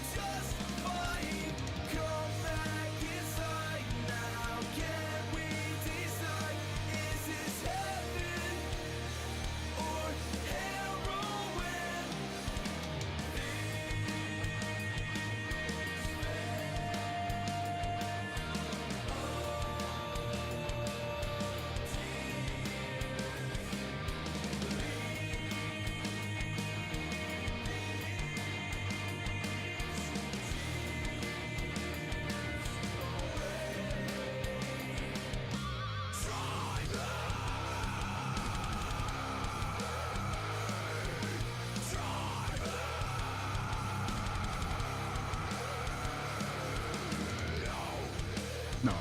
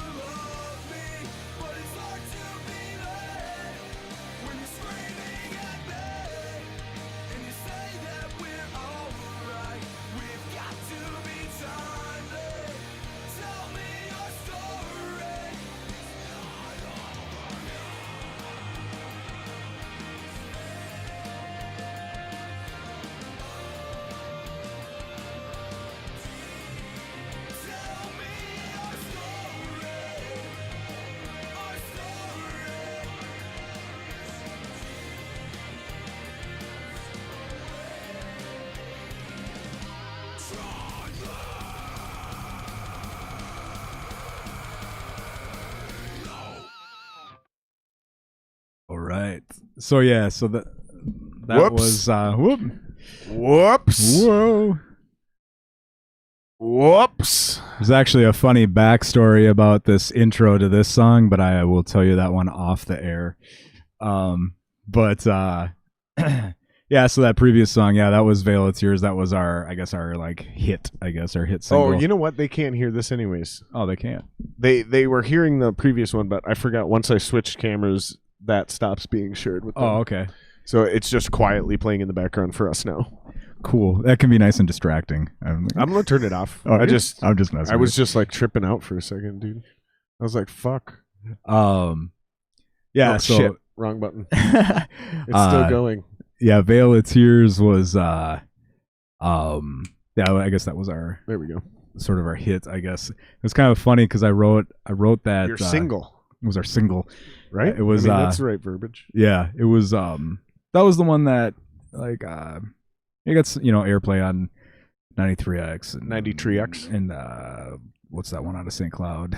101.7. I can't remember what it's called. KMOJ. Yeah, I can't remember what it's called. And then when we were touring, there was one time, super like crazy turn of events. If it wasn't for the fact that the rest of the band was there, like no one would probably believe me. But we walked into a gas station in Oklahoma, and it was playing on the radio in the gas station when we were in there shopping. Oh, shit. Yeah, we were just getting like water and whatever, like snacks, shit like that. And so it was kind of cool. So we ended up like signing autographs and stuff in this like little Oklahoma gas station. Like, that's fucking cool, dude. I guess it kind of highlights like something that you've spoken about in the past as far as like the business aspect of it is like being on the radio lends legitimacy to whatever you're doing, even if what you're doing is still like, I mean, we weren't rock stars by any means, but right. Because most non-musicians think like, oh my God, you're on the radio, you must be somebody. Mm-hmm. Us musicians know that doesn't mean a damn thing, but right, but it does create a perception, and it gives you validity, and legitimacy, and you may not sell more records anymore because of it, but you might get a couple more phone calls. Yeah, I mean, exactly. Yeah, you get a little clout or whatever, and just some cool experiences for sure. But yeah, that song, it was kind of weird. It was during the time that I was on house arrest, and I remember I woke up and that intro riff was just stuck in my head for some reason. And it's similar to I was watching one of your podcasts where you were talking about like the songwriting process and how things work as a songwriter and how hard it is to sort of like quantify that, I guess, because it's like it sounds super dramatic, super cheesy, super artistic or whatever, but it's like I don't know, man. Sometimes you just wake up or whatever and then something pops in your head and you're like, I have to figure out how to take this from here and put it here. And that's what happened with that tune. And I remember now for you, it doesn't change as much because we talked about this when we were in a band together, writing songs together, because you were trained on piano. Yeah. You can actually map it out in your head and write it down and then just learn to play it. Yeah. Whereas when I hear it in my head, I have to figure out how to play it, and it changes dramatically by the time it manifests itself. Yeah. Usually for the much better. Yeah. But not always. Sometimes it's like a literal, I'm settling for as close as I can get because I'm just not good enough or whatever you want to say. So that's an interesting dynamic that I've dug into with a lot of different musicians on their songwriting process and shit. And I can't remember. One thing I do remember is you're not a jammer. You don't jam. Nah. And that I find interesting because that for me, in our arbitrary way of how we measure musicians, that was like a founding pillar of credibility in the scene I came up in with my dad and his buddies, which my dad was, a middling guitar player, my stepdad, I should say, but his buddies were really good. And jamming was like how you that's how people knew you were good. Like it didn't matter how much you could play. It's can you jam? Because if you can't jam, you ain't shit. Yeah. So when I came into that band, man, you remember us? I'm like, let's just jam and figure it out. And you're like, I can't do that. That fucked with me for so long. Yeah. It's because you're a writer. Like you're a writer. Like it's different for you. Yeah. And it's really, when it comes to metal, I don't jam. I'm very like, I want to be in a room by myself. I don't want to be part of a team. I don't want outside input. I want to just write. And then when I'm done, then I want to go and have outside input, and then like, hey, I'm not feeling the way this transitions to this. What do you think? This and that. When it comes to like blues or jazz or even rock, then I'm down. Like, let's fucking jam. And then I love it. Like back to that story with Kyle and I meeting a jazz band or whatever. I was in 2 jazz bands. I was in that one that Kyle and I were in, and then I was also in an improv one. And so the improv one was basically, it's your turn to solo. You just see the time signature and the key signature, and you just better fucking figure it out, So yeah, in that regard, I love to jam. But when it comes to the metal world, and anybody who's been in a band with me will attest to this. Yeah, I mean, I'm not not fun when it comes to that. I'd much rather just be locked up in my own world and do my thing. I mean, it makes sense though, because like in metal we do these dramatic transitions and articulate parts and like syncopated stuff. It's very calculated. Yeah. And I think I've talked about this on the podcast before. I apologize, guys, if I have. I genuinely can't remember, but I feel like I have. Maybe I'm just having deja vu. Dude, I had the fucking craziest deja vu. I think it was when I was on the podcast with Aaron, your current drummer. Yeah, Lonick. Dude, I think it was with him. I had the craziest fucking deja vu, and I might be having it again right now, but now I lost my train of thought. I'm out of it, dude. Yeah, I was distracted anyways. What were you just and then I think the other piece of that too, like you touched on, like, Oh, that's what I was trying to say. It's so calculated. Yeah. But it's also not. Like, it depends on the musician and the songwriting process. Because me, many times, especially the best shit I write, like, I have an idea and it starts in my head and then I try to play it on. But once the foundation of the song is written and I kind of understand, okay, I've got these rhythmic themes, I've got these chord progression themes, and whether I'm aware of it now or I was unaware of it when I was 12, what I was doing, I was just writing catchy music. The best way for me to describe it, the best music I've ever written, I just follow the boat down the river, and it kind of writes itself. And when I say that, it's part to part. So much like what you're saying, I can sympathize where I have to come to you with something that's pretty much already finished. Yeah. Because if you go off the deep end improving and jamming after this chorus here, it's like, my God. You remember, like, Rain always describes it as, it's this moment for me. The syntax error. It's the, syntax error. Or the other one is, that Rain always talks about is, when I lean against the wall and I just put my foot up against the wall. Do you remember that one from jamming in a band? If something's happening that I don't like, you turn around, you turn your back. I just go, instead of like, because you remember, like, I practice the way I play on stage. Like, I can't help it. I'm running around doing my thing. You put your back against the wall. So my back will be against the wall. My one leg will be up, and I'll just be playing like. And like, that's the quintessential. And I know Ben from Relevance remembers that too, because he like, that's how you know I don't like something. But yeah, like that. Yeah, it's just weird. My songwriting process is, well, maybe it's not that weird because it sounds like yours is similar. Either that or we're both weird. Well, I can still jam though, because that's where my foundation was built, right? Yeah. So I can come in if the members are right, and the chemistry is right.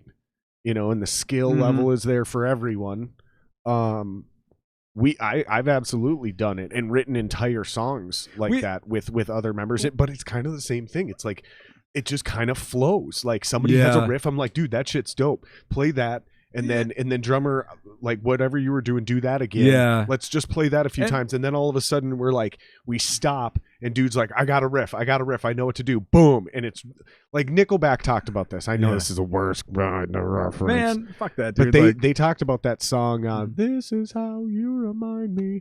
I think they said they wrote that in 15 minutes. Or I think they said they wrote it in almost as long as it took to play it in its entirety. Like, I mean, that, and and I've had songwriting sessions like that as well. And like we have a song. It's funny. Some of the best Dying Euphoria material never got recorded.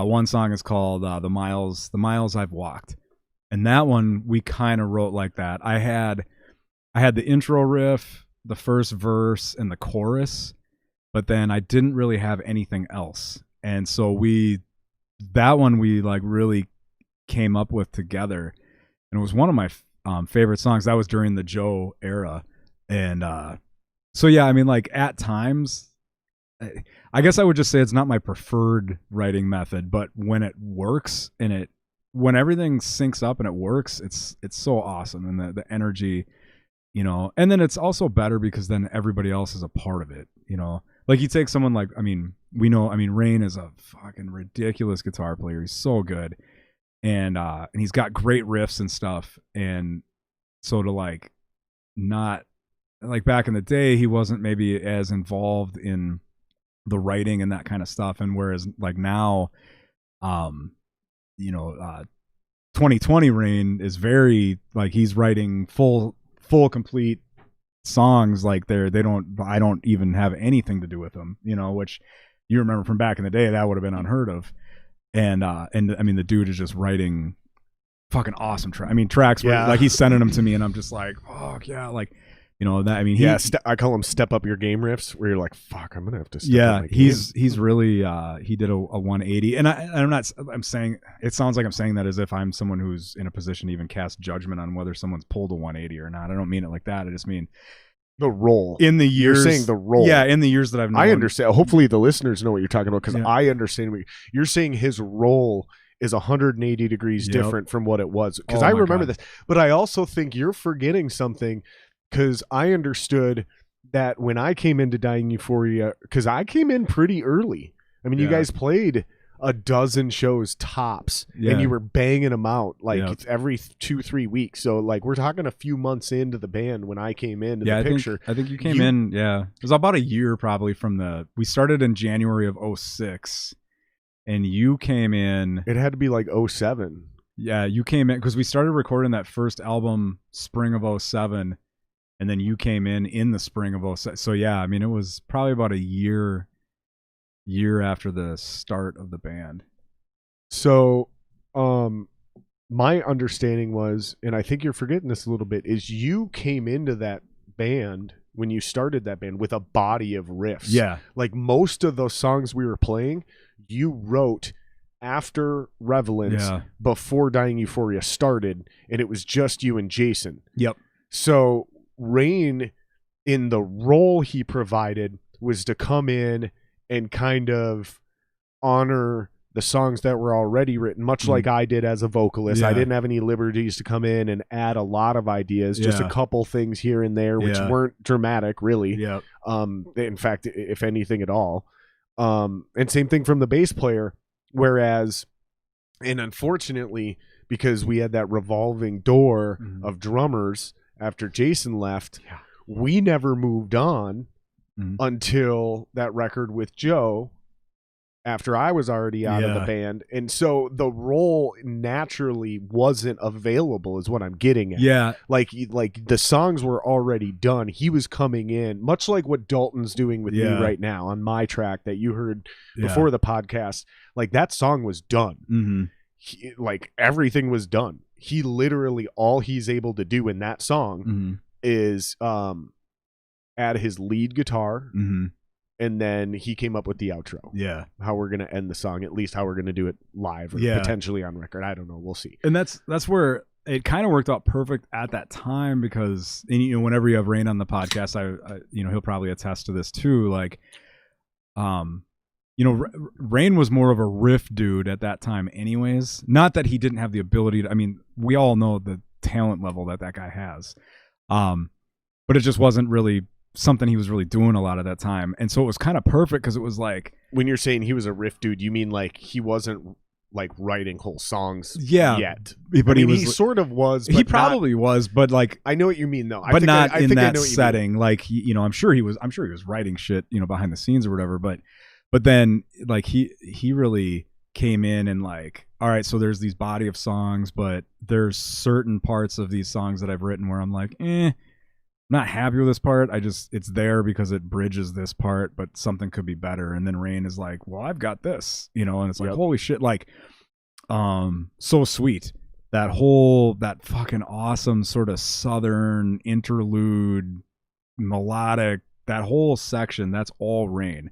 Yep. And like, it doesn't matter that like I wrote the rest of that, because without what he put in that section, I could give two shits less about that song. And that's where he had the ability to be a songwriter, is in the space that was available. Again, very much like what Dalton's doing. So Dalton doesn't really have the open valleys of the song to go, okay, let's put a hill here, let's put a mountain there, let's put a camp here. Now we have our village that is this song that's living and breathing. A lot of that's already done. So they have to right now, whether this is good, bad, designed, unfortunate, whatever it is, they have to kind of exercise their songwriting abilities in that lane, which is just in a solo. And it's funny because like some guys get frustrated and their ego gets too big and they dip out and they quit on you. Other guys look at it as a challenge and as an opportunity, and they become much better songwriters because of it. What was the thing we used to talk about on guitar? Is it playing slower is harder than playing faster. Fucking some guys, we talked about, some guys wear finger weights because it's literally like walking in cement, and then you take them off and you're like flying. So when you're putting yourself in a box, I used to say this with drums, I've talked about it with other drummers, the less drums you have, the harder it is to sound good. If you look at my kit, there's 3 drums on it, a snare and 2 toms, other than the kick drum, right? So if I can make that motherfucker sing, and then I get on somebody like Neil Peart's kit, shit, I'm good. And I'm not, Neil Peart could probably definitely do this, but a lot of drummers who have those big kits, hard to go, can't go the other way. They're like, what do I do with 1 kick and 2 toms? This is this sucks. Oh, dude. It's like, no, you suck. and like, and so like whoa, what the hell's going on? So I'm going to play something for you. So what I was saying about Rain too is I like, if whatever we get into the studio and actually start recording these new songs, the stuff that Rain is writing is just like, oh my God. Like, so in my opinion, my bread and butter are 2 things, my stage performance and my songwriting. Like, I'm not even in the same caliber as the world's greatest guitar players. Like, that's never been my thing. Right. Me too. And so, but now like the songs that Rain is writing, and I'm talking whole songs, like beginning to end, he's constructing, arranging, doing the whole thing, and he'll send them, and then I hear him as someone who's somewhat of a, I guess, somewhat respected songwriter or whatever. I'm hearing these songs and I'm going, fuck, I gotta step it up. Like, step up your game riffs. I'm like, this motherfucker, even songs, he was sitting on all this stuff all these years, and every song this guy's writing is a banger. I mean, Rain hasn't, there's only 1 song that he's brought that I'm like, but it's not because it's it's because it's just not my jam. Right. But it's still a phenomenal song. Right. And that's one of those ones you kind of break it down and see if you can rework it, because there's something probably there. Well, for me, I think it's more along the lines of, I need to get over the fact that like, it's just not what speaks to me, because I can still tell that it's a great song. It just doesn't, it's got a lot of dissonance. It's got a lot of odd meter. It's kind of more in the vein of like a newer After the Burial type track, not that it's the same, but it's in that school of thought, which doesn't normally speak to me. So it's reconciling myself with the fact that like, no, this is still a solid ass song. You just don't like it because that's not what you like. Right. Like, don't shit in this dude's Cheerios because he wrote yet another phenomenal song. Right. Well, because, and that's also like, you're in a real band, so your sound is not dictated by you. Like whereas I'm doing a project. So before you had to piss, I want to take you down this idea path with me, right? Yeah. Because we talked about how the scene keeps collapsing every time a bunch of bands break up. Yeah. So I think is what needs to happen, and I'm currently doing this. Okay, like, this is a real idea, and I'm currently putting it in place. So if you think about it the correct way, a guy like Montoya has his own band, Wither the Tide. Yeah. Okay. He writes all that music. It's his deal. It's still technically a real band because there's other members of it. He does give them creative input, but he can basically switch out guitar players and not miss a beat. Right? It's his deal.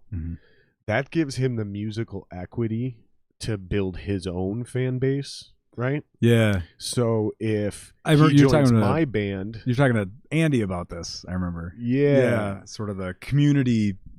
Right. So if you have... So you're in Gravesig now, and you're in Dying Euphoria now. But if you had a solo project that was all you, even if it's not the best thing in the world, right? But it's something that's yours. So if Gravesig breaks up and fucking Dying Euphoria breaks up, you're not fucked. Like you can still just keep playing. And then you're still building equity, networking, and it just gives us a chance to all be more, I don't know.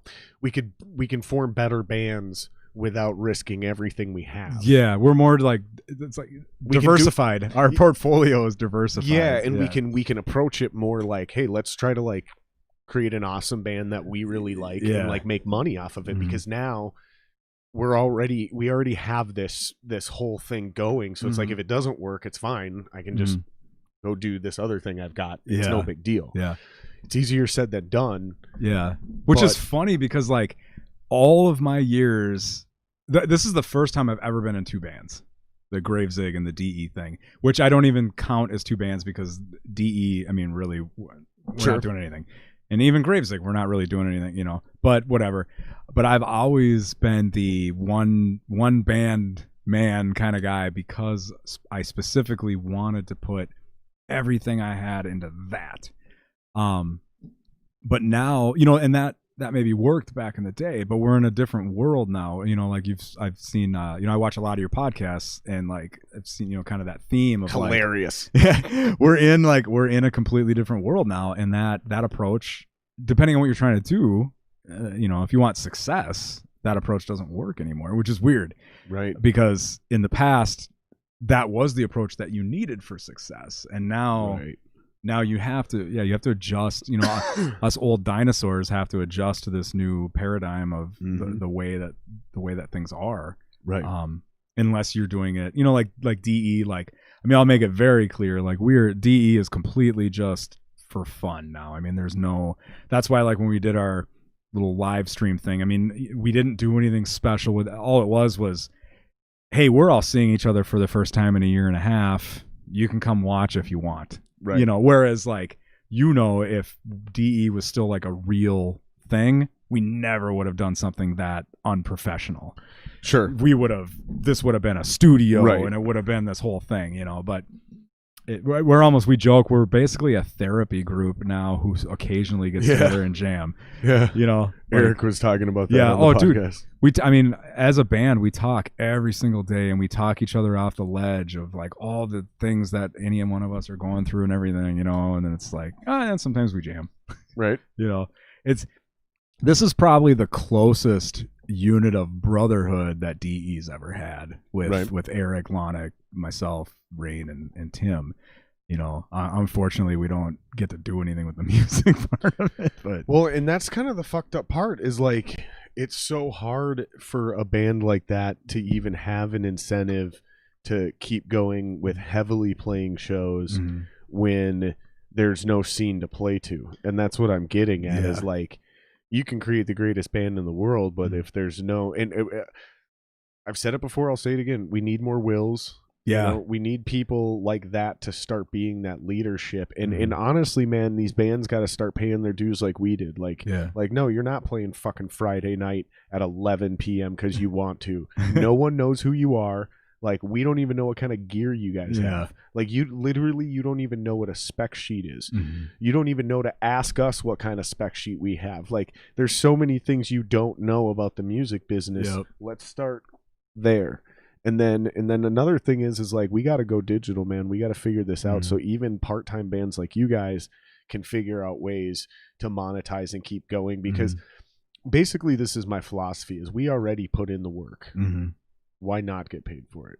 Yeah. I'm not trying to attack anybody. If I come across that way, I apologize. I'm not trying to attack anybody because they don't have like enough aspirations and they're not trying hard enough. No, I'm saying like, dude, I already know you put in the work because you're a fucking musician. Yeah. Me too. Like, this isn't some fucking David Goggins thing where I'm just yelling at you because you're a fat, lazy piece of shit. It's like, no, you're already the Marine. I'm just telling you, like, start putting shit in your fucking file cabinet so you can start getting paid. Just start filing your taxes properly, like both literally and metaphorically. You know what I mean? And because like you guys already have your shit on iTunes, so, like you already have all that shit. And Dying Euphoria is not going to be the best example. You just happen to be here. You know what I mean? But like, that's what we got to start thinking about it. And you and I have talked about it for a long time because we seen this back in the day. You and I seen this back in the day before the internet took off, before pirating really killed the industry. Bands, local bands would make 5,000 CDs and sell 100 of them. So you and I sat there and we were like, well, let's just give them away. Let's just give them away then, so at least people are into our music, and it fucking worked.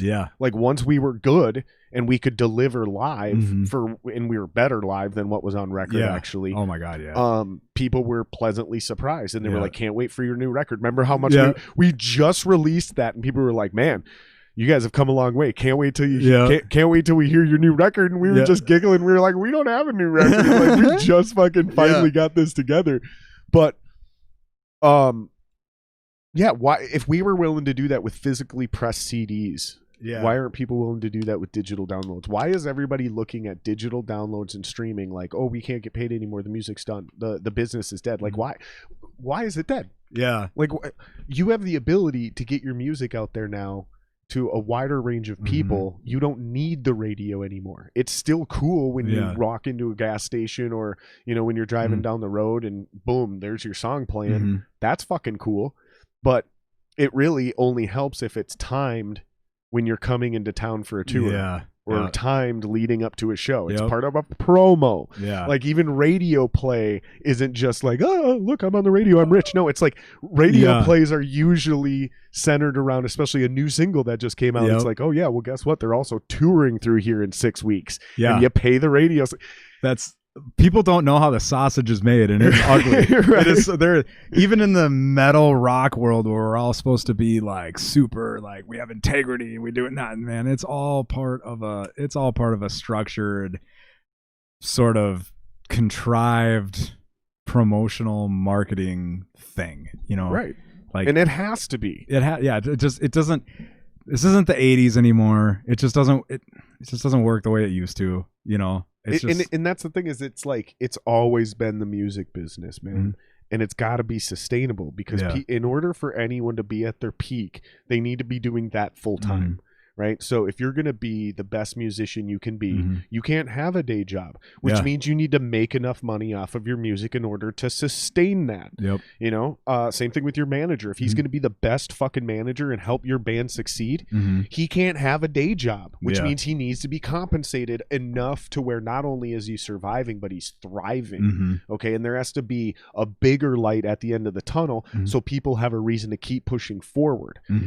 And we've lost that, really, is what it is. Like, okay, you're playing live, so do you want to play in front of 1,000 people? And every musician will be like, yeah. And you already probably know where I'm going with this. Okay, so here's what we got to do. And they're like, nah. It's like, you mean I can't just make a Facebook post and like, nobody's showing up? You know, it's, I mean, like, maybe you can just make a Facebook post, but maybe you, like, but you got to do it the right way. And I just realized this on, I think it was Andy's podcast, like, maybe the way we look at it is like, why do I have to pay $20 to $50? Hold on. We used to spend hundreds of dollars on flyers. Why aren't we paying for the Facebook ads and the YouTube promos? When I saw that part of your podcast with Andy, I was just like, fucking nailed it. Because it was like, I instantly thought back to Kyle and I spending hundreds of dollars, dude. And every night of the week, we would pull up the city pages and we would see what shows were going on, what touring band, whatever.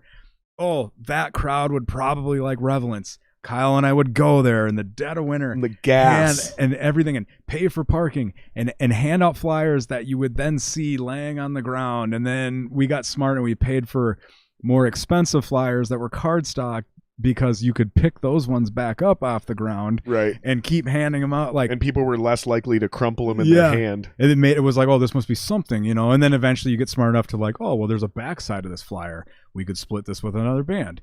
We could split, you know, we could get sponsored, whatever. And you start to think about I started selling advertisement spots, so it cost us zero money after a while, but it was still time. But it's same thing though. But it's like we were willing to do all of that. Yep. And I get the principle of it sucks, but at the same time, like, we're not willing to spend $20 to boost a post. You know, or we're like, it's like, okay, well, 10 years ago, this wasn't even a viable option, and your ass would have been out on the street handing out flyers. So let me ask you this. So is it a perception thing? So, like, the reason I bought into the flyer game right away was, number one, I knew that's what the big bands did. Yeah. I heard stories about it. I heard literally, like First Avenue Minneapolis lore, going back to Prince, how Prince used to stand out in front of First Avenue and pass out flyers when he was first coming up. Like, that's what you did, right?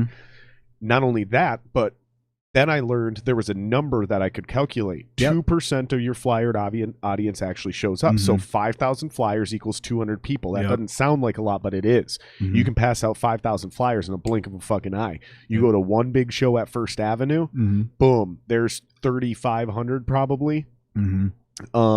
Because, or sorry, not one big show at First Avenue, like one Sunday at First Avenue, you know how they do like a concert, then it would end and go into something else, a completely different style concert. So you'd get one group coming in and one group going out.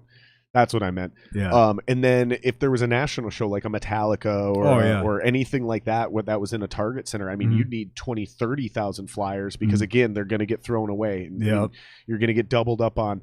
But point being is, you start doing that math. For every 5,000 flyers you pass out, you're pretty much guaranteed 2% to show up. So 30,000 flyers is what? It's like 1,200 people. So you could just easily do this. If we had a provable metric that we could look at and rely on, would we be more willing to boost that post for $20? Because it says this will reach 12,000 people, and it's like, yeah, but what does that mean? And how many people are in, like, what's the guaranteed average I'm going to get a click through and a retention, you know? So of that 2% that shows up, then we go, okay, how we think about this as musicians is, okay, I pass out 30,000 flyers. 2% of that is, that's 1,200, right? 2% of 30,000 would be 1,200, right? I don't know if that feels right. Because 5,000 is 200. If only there was a device. So times that by 6. That fits into the palm of our hands. Yeah, it's 1,200. It has to be 1,200. My boss is watching this right now, and I'm the math guy, and he's like, "You fucking idiot." Well, you had beers. Wait, that can't be right. 30,000 times 0.02. I got 600. Maybe it is 600. Yeah. Well, I always heard the rule that Joe Spammer always told me was 10%, but that might have been optimistic. Maybe. Or maybe it was just easier math. But my point is you can do that, right? Yeah. And then is what we looked at it as, okay, so we're going to get 1,000 people to this show because we passed out enough flyers. Yep. Of those 1,000 people, is our band good enough to get 10% of that to actually become our fan base? So let's get 100 every time we get 1,000. Let's get 200, 500, whatever your angle was, whatever your percentage was. Because we used to talk about this. If you play a show and you get one new fan, one genuine new fan, it's worth it. And it doesn't matter if there's 10 people there or 1,000 people there. One genuine new fan that comes back to a second show and brings, it's all worth it. Because they will bring. They'll bring people. Like we had that. I mean, that's with again to go back to the Relevance days. I mean that is kind of how it was really old school with us again, because we didn't have an album, we didn't have whatever. It was super like word of mouth kind of shit. You know, it was just and Kyle and I being so shameless with. I mean, he worked at that pawn shop, and right at the register was a stack of our flyers. You know, I mean, it was just. But again, you know, like you were saying, it's just a new world, and you gotta embrace that part of it. You know, and technically, it should be easier. It should be it's just, I think one of the things that's hard pre-COVID, people were already becoming more homebodies because, at least in my opinion, it's like between you've got Netflix, Hulu, Amazon, whatever. You got all these things that can keep you at home. You've got the ability to interact with people through social media. You don't have to go see them in person anymore. And so like everything's on YouTube. Yeah, I don't think that necessarily the music scene was like the only thing that went downhill. I feel like in general, social activities, live entertainment, it's just in general, yeah, like, it's just because you think back to like back in the day before MySpace really took off. I mean, like if you and I wanted to see each other and hang out with each other, it would be at a show. Mm-hmm. That's how I would know what you're up to and what you've been doing, and we can have some beers, we have a good time. I know I miss where I could just fade into obscurity. Right. Whereas now it's like, because of social media, half the time when you see somebody in person, you got nothing to talk about. Or as soon as they're like, oh yeah, my kid I saw it on Facebook. Oh, all right. Well, I guess I saw your post. Yeah. Guess we really have no reason to be interacting with each other in person right now then. Right. No, so of course that's going to spill over into entertainment, live entertainment. I mean, yeah, and I think part of that is because and this is something I think a lot of bands just aren't willing to talk about, is you're not good enough. Yeah, there's that piece too. Like, dude, no one's coming to see your band because you're not good. Either your performance isn't good, or your songs aren't good, or your equipment isn't good. Mm-hmm. Like, so you sound like shit. You know what I mean? Yeah. Like, we talked about that for years. Yeah, yeah. Like, dude, because I don't know if it was. I think it was Dying Euphoria, where we showed up, and I don't even remember what show this was, but I remember it's happened to me multiple times. That's why I can't remember which band, what venue. But we showed up, and there basically was no PA. There was 2 microphones. There was one for me and one for the drummer's kick drum. Yeah. Remember that? Yeah. And we fucking crushed because our gear was pro gear. So we were like, we got this. Yep. And remember the opening bands? They all sounded like shit. You couldn't hear one guy because everybody's somehow convinced, oh, you can get away with just this practice amp because they're just going to mic it up anyways. Yeah, if they have the right system. Yeah. Or fucking, like now it's a different story, but like how Tim got rid of the rig. Yeah, Like I convinced him to get that Ampeg because when we walked into that situation and there was no way, he was the only one whose bass was not only heard but sounded good in that room because he had that fucking 8x10 and it just crushed.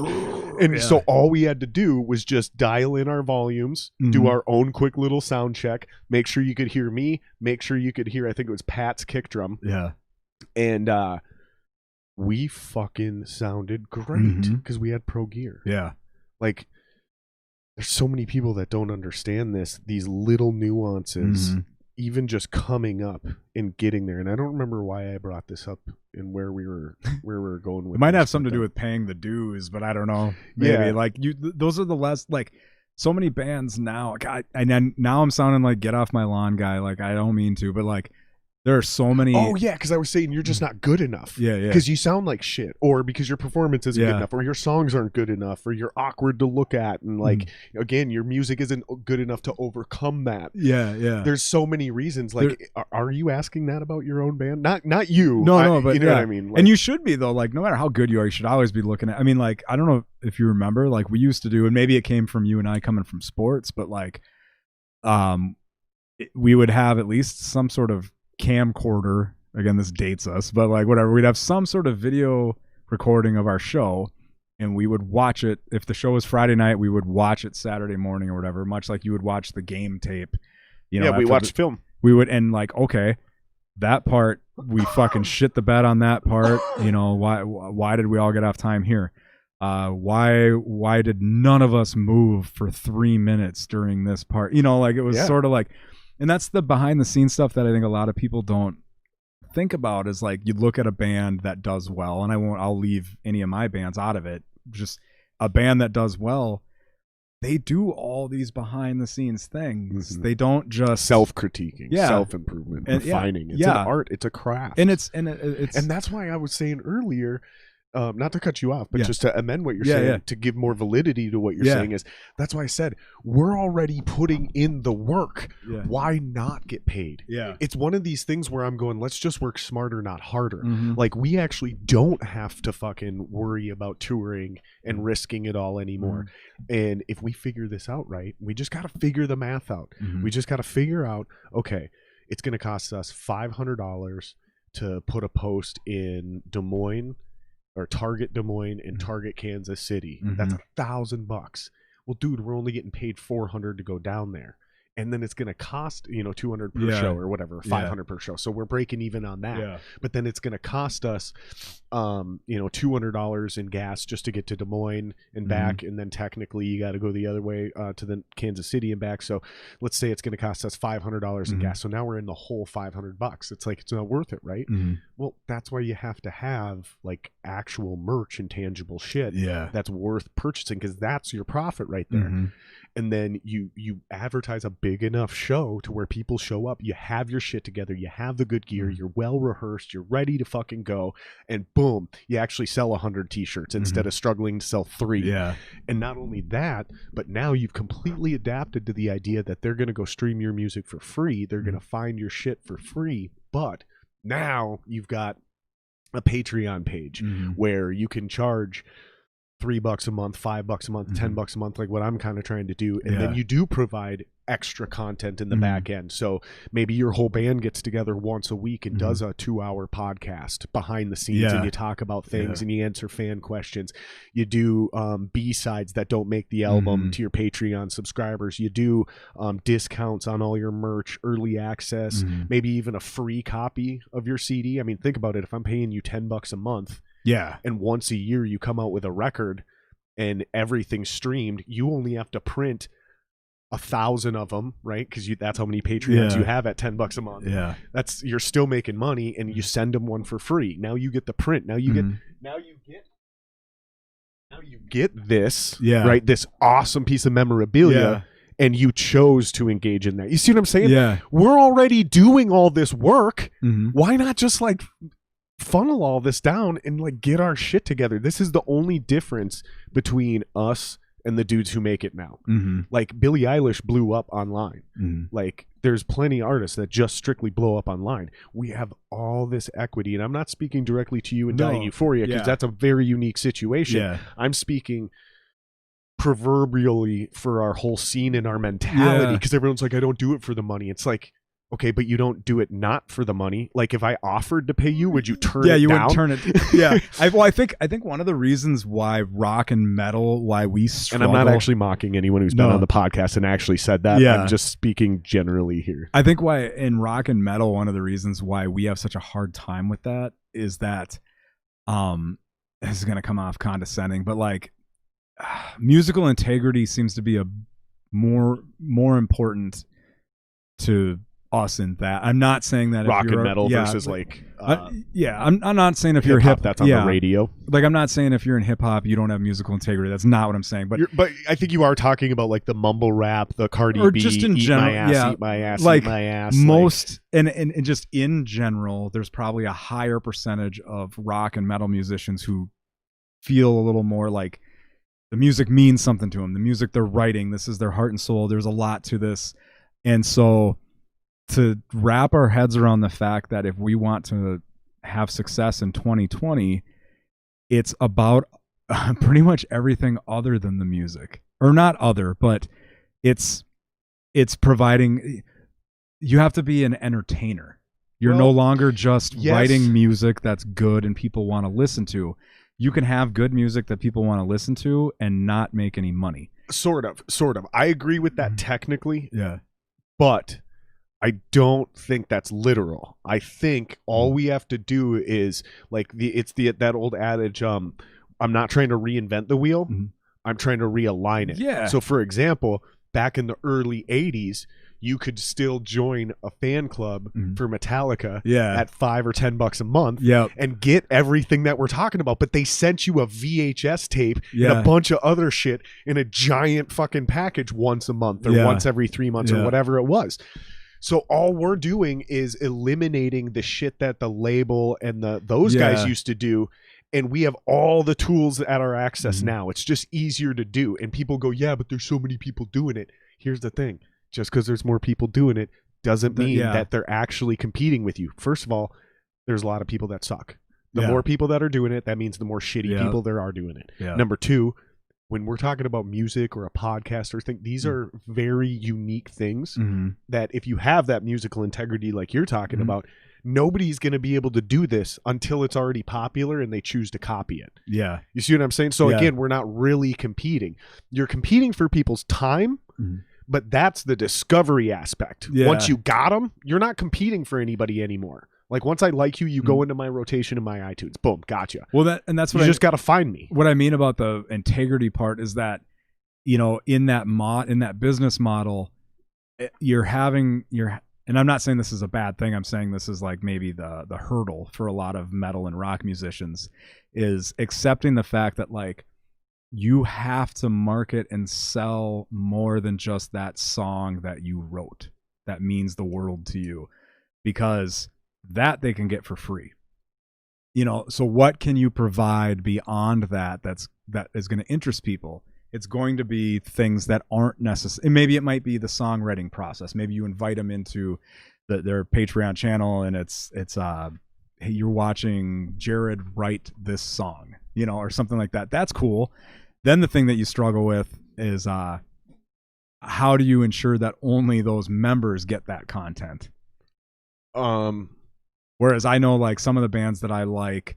I mean, you're basically just kind of depending on people's honesty, you know, like, and that's what's tough because I've seen so many things. Like with a Patreon, think about it. If you're gonna pay to get access to my Patreon, why would you be the one to turn around and take it and give it away for free? But somebody does, because I've seen that shit on YouTube and whatever, you know. And I like it's more of it's not a argument. It's more of a like, all right, that's the next step. How do you circumvent that? Right off the top, philosophically, I just say you accept it as part of the deal. Yeah, like you're going to have hopefully a it's certain just amount of a small percentage. Yeah, right. And it's not eating at the bulk of what you're doing. Correct. Like hopefully at the end of the day, it's just you're going to deal with a certain level of piracy, and there's nothing you can do about it. And just look at it kind of the way System of a Down, or even, I can't believe I'm going to say it, Limp Bizkit did. Yeah, which is just like, okay, cool. We're down.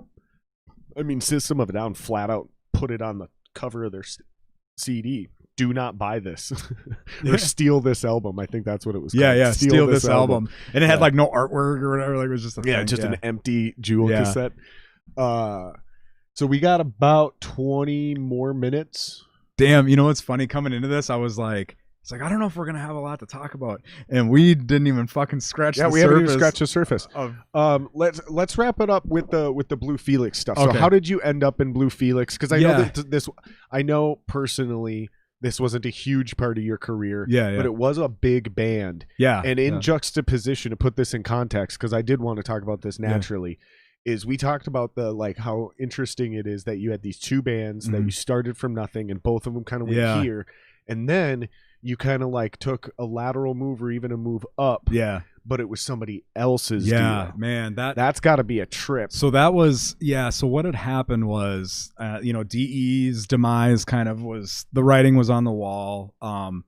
Rain had to step down for a little bit. I won't get into all that. That's his own personal stuff that I don't want to share. So he had to step down. We moved Tim over to guitar. We were auditioning bass players. Corey stepped down to go be a piercer, or this a piercing apprenticeship, and then we had a drummer. So we were trying to still make this work, and each rehearsal was just like, oh my god, like not only was it just not sounding good, and not for anybody's fault, it just was such a drastic change, and for me it just did not feel good anymore. It didn't feel, and when you're out there touring and you're like, when we were gone, 60 some days straight or whatever, like it's a sacrifice and it's a struggle and it sucks. So it better be worth what your love and your feeling for it better be worth it. And so I was just like, man, I don't see myself going back out on the road with this lineup and being able to push through the adversity.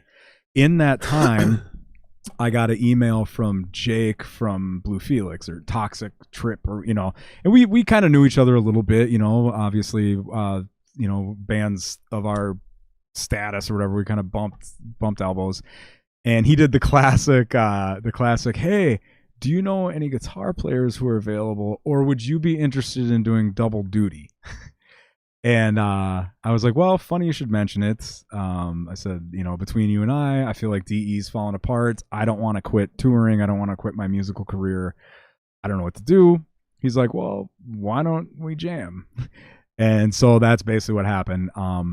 Sheer coincidence. Sheer, but because you were out there doing it.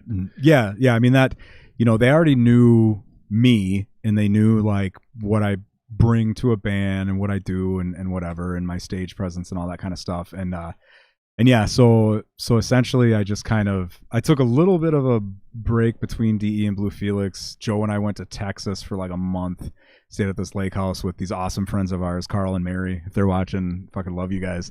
Stayed there for like a month, got back. I went to the Blue Felix compound. I was home. This is something that I don't talk about a lot. I was actually homeless during this time. And so technically you were a professional musician, aka homeless. Yeah. I mean, that's why most professional musicians stink really badly. So I was couch surfing. Industry secret. Yeah, I was couch surfing. I was living out of a suitcase, and I did not have a home. So then Jake was like, well, you can come fucking stay with me. I'm like, all right, cool. So I went, whatever, hooked up with those guys, hit it off right away. Like, now I think people understand a little bit more, but at that time, that was a band that they just got shit on by other musicians so badly that they were hacks, they were this, they were that. And I'll tell you, like, when I walked into that jam space and jammed with those dudes for the first time, they're phenomenal. Jake is a true artist, that man, and a great person, but amazing artist. Chris, the other guitar player, is a fucking shredder. The stuff that he was playing on CD is like 1/100th of his ability. I mean, the dude. So I was just like, holy shit, this is fucking cool. But to try to shorten it up, since we're running out of time, essentially it was like moving on too fast from a serious relationship. Maybe you'd have to ask them. From my perspective, I feel like I was not probably a favorable person for them to deal with at that time. Like I can't, like if you move on too fast from a relationship, it's like, well, my ex did this, and so there was a lot of like, well, in DE we did this, and in DE we did that, like, and I knew it as I was saying it. I'm like, God, like, shut up. Right. Like these guys have something that works, just shut up and do what they do. But yeah, so anyways, it was awesome. We had fun. We started writing some tunes together. We actually recorded a couple demos in Des Moines, Iowa. We stayed with Sid Wilson he was their manager, the dude from Slipknot or whatever, and recorded a couple demos. And I mean, we were super pumped about where the music was going for sure.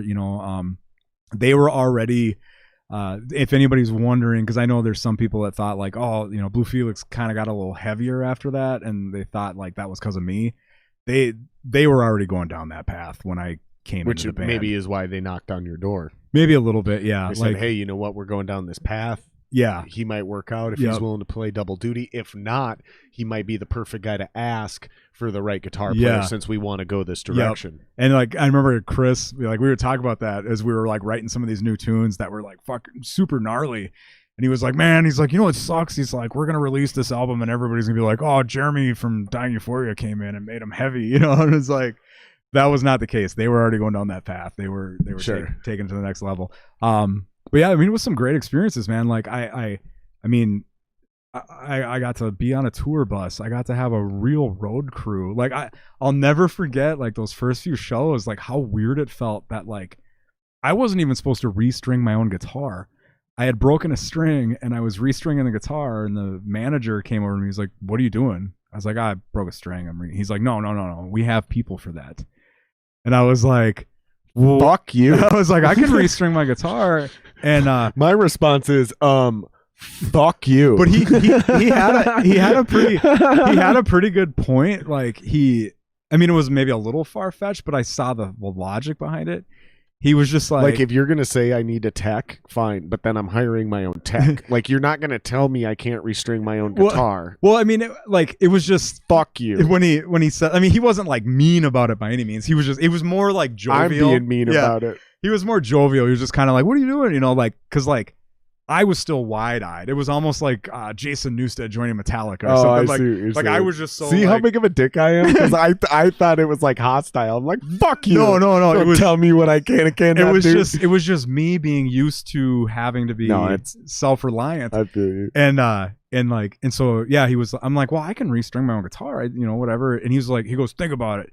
He's like, the string snaps, hits you in the fucking face, blah, blah, blah, whatever. And he's like, now you're in a shit mood and you put on a shit performance tonight. Right. That's a real manager. He's like, he goes, we have this guy right here. The whole reason he is here is to make sure you don't have to do those things. Yep. If you can afford it, that's literally why you need roadies and techs. Same thing with lifting your own gear and all that. It's isn't that because, okay, you remember, you were pretty cool about it. You guys kind of got it. Mm-hmm. Right. But I had issues with this in previous bands where I wanted the band to go out and do sound check, and I wanted somebody else to sound check for me. Yep. Yeah. And I not only did I want somebody else to sound check for me, but I wanted the band to go out before I came on stage. Mm-hmm. And like in my previous bands, they were like, no, dude, we all go out together. You're not better than us. And I was like, it's not about me, you idiot. It creates a experience. Not only that, but it also again decreases the chances I accidentally do something with my voice, especially with me as a frontman, the way I run around shit. It's like the less time I have on stage before the show risking twisting my ankle or fucking something as the frontman. So my point is, like, with my new band, like, I finally am so excited to be in the position to be where, like, no, we're doing all the diva moves for the singer, and I'm not the singer. Yeah, so now you fucks finally get to see this was never about me. It's about that job. I just happen to be in that position. You guys were really cool about it. Like, we did it that when I filled in and shit, It's a good way to do things because there's just less risk. Oh yeah. I mean, I learned a lot. It's unfortunate that when I ended up leaving Blue Felix, that's when my music career, I mean, essentially my music career ended then. I sold all my gear. I didn't fucking play music for 7 years. Because Dying Euphoria was done by this point. Yeah, Dying Euphoria was done. I ended up leaving Blue Felix. I was like, I just sold everything. I was like, I felt like almost like I don't mean to minimize people's struggles with addiction, but I felt almost like an addict in the sense that, like, I had to quit this cold turkey. I had to stop going to shows. I had to stop hanging out with my musician friends. I had to leave all this behind because there was no way that I wasn't going to be able to be a professional musician. I had reconciled myself with the fact that, like, that chapter of my life was probably over. But there was no part of me that had any interest in doing it outside of that capacity. Like, I couldn't go back to just playing random local shows, or you know what I mean? Mm-hmm. So I was just like, I just have to quit everything. Right. And so then I did for like 7 years or whatever. I did the same fucking thing after the Tyrants, dude. It just took so much out of me. And we were never anywhere near that level. Like, I came out of Dying Euphoria, and I was like, because I came up with the idea of I don't know if you remember this, but we were on the road somewhere. I don't remember if it was Weekend Warrior, one of those little 2-week things we did. But we were on the road somewhere, and I'm pretty sure we were coming back into town, coming back home.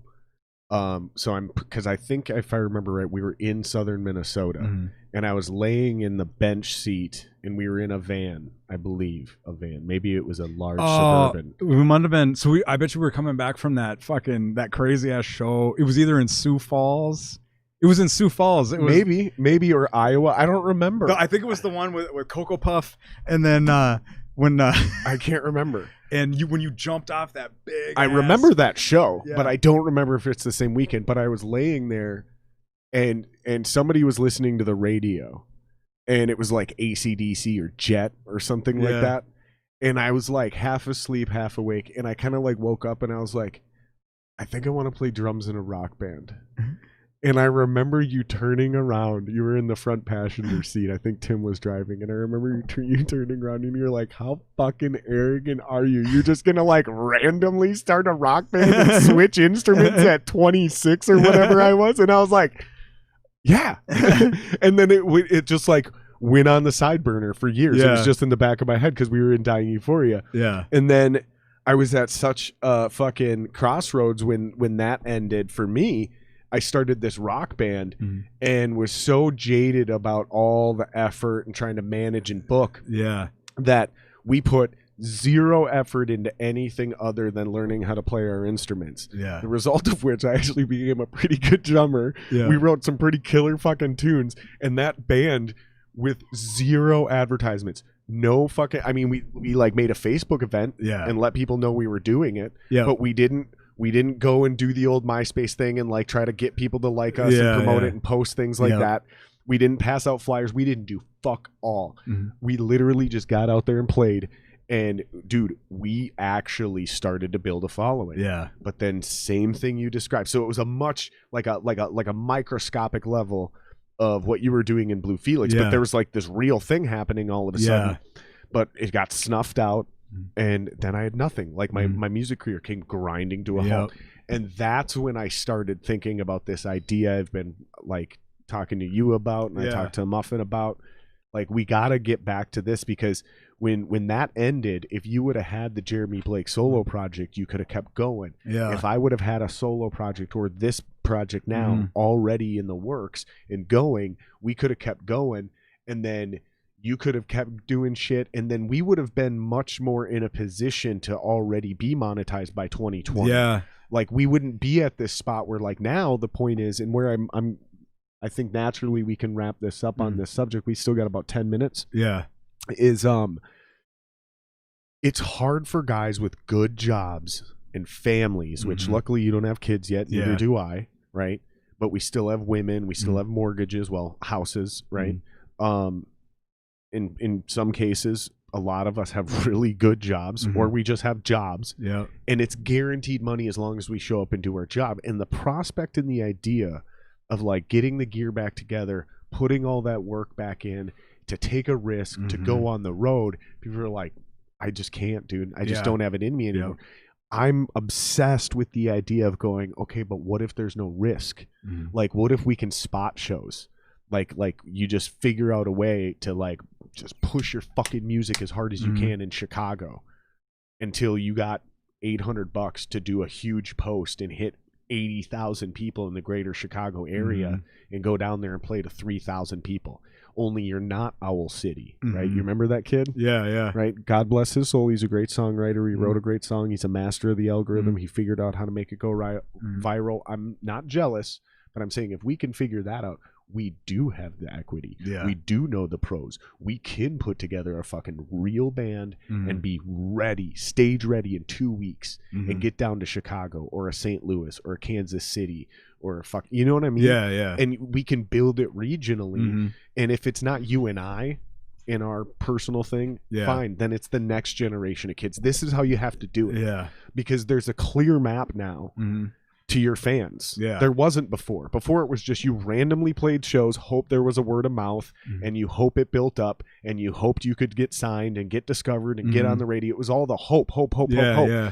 Whereas like I always compared it to sports. Sports is just as hard, if not harder, but play well in high school, send out recruitment tapes, right? You might only get to D1 or D2 or D3, depending on your skill level. Yeah.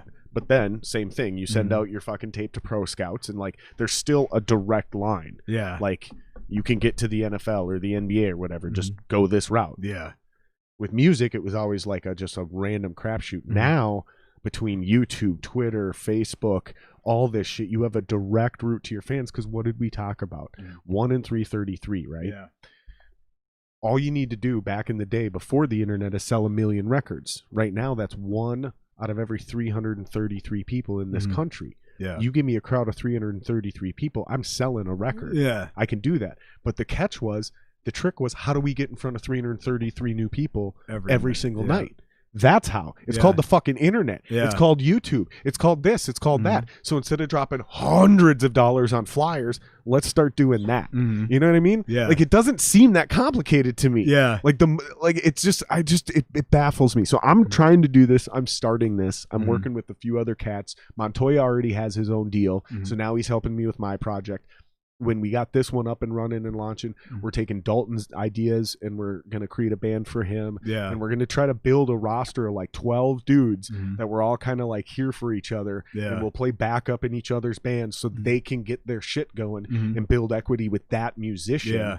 And then as we do that, we'll get fucking the right, kind of like how in Dying Euphoria we naturally found our roles. Okay, this guy's really good at graphic designing. Here's our web programmer. Yeah. Okay, this dude's baller at fucking video editing. This is the actual cameraman. He's actually got the cameras because he's fucking obsessed. Like, I know you do a little bit of that shit. And just kind of like building a team to where we can actually have something that won't collapse just because one guy's band broke up. It's like the band can't break up because it's just your project. Like, hit one of us up and we'll go on tour with you. Because if we do this and we're all monetizing through, like I said, you do a Patreon and you have your weekly podcast or monthly podcast. You're doing B-sides, you're doing covers. That's another thing I think we could do is you do fucking covers that are only for your Patreon. Well, that's Bad Wolves. That, I mean, they do that shit all, you know, they from a business model standpoint. Because you're already doing this shit. Yeah. So just like funnel it in this direction and ask for money. So I think it's ridiculous. Let's end on a high note, dude. Have you ever heard of this kid? Have you ever seen this? I have not seen it. So it's Isaac Stoltz Gary. I plugged him on the last podcast, but I wasn't versed enough. I thought his channel was called Riffified. It's not. So we'll end this on a fucking hilarious note because this kid's awesome. There we go. It's Isaac Stoltz Gary. Stoltzer Gary. Isaac Stoltzer Gary. But he does this thing called Riffified. That's kind of his deal, right? Right now he's in Rifftober, so he's fucking he's doing like a riff a day, and they're pretty cool. But this one is pretty funny. This is like, oh, I'm nervous, dude. This is new. I don't usually talk in these things. Woo! What is this show? I gotta just get it together. I gotta understand who I am. There's a microphone. Hello. Okay. okay, so he's a silly kid. Yeah. Right? He's funny. But let me find. Oh, is he the one that does like the... What other podcasts do you listen to? Do you listen to Rogan? Yeah, I listen to Rogan for sure. Okay, I'll play this one then. Imagine if you could listen to the actual orchestra that was playing like Beethoven's Fifth Symphony. Oh shit, that's crazy. Imagine. No. Also being in context. That's crazy. Never having heard The Doors. Wow. Never having heard Hendrix. People cough. Yeah, right. Never having heard any of that. Only being in that era. Wow. And sitting in the audience. Da, da, da, da.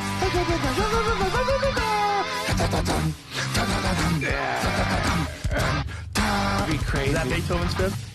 Did I make that up?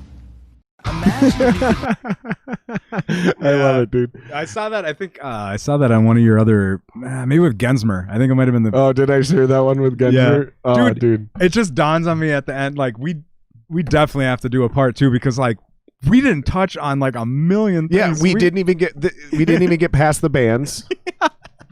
Hey, we didn't get past the bands. We made it to Blue Felix, and we sort of touched on Gravesig, but we didn't even make it into how you got in and all that kind of shit. Probably the same story though. Hey, yeah, sure, okay, cool, I'll come check it out. And now you love it, and it's like, oh, these guys are great. Classic, scripted. No, it's not scripted, but yeah, dude, we'll just do this again. It was a fucking blast. Hell yeah.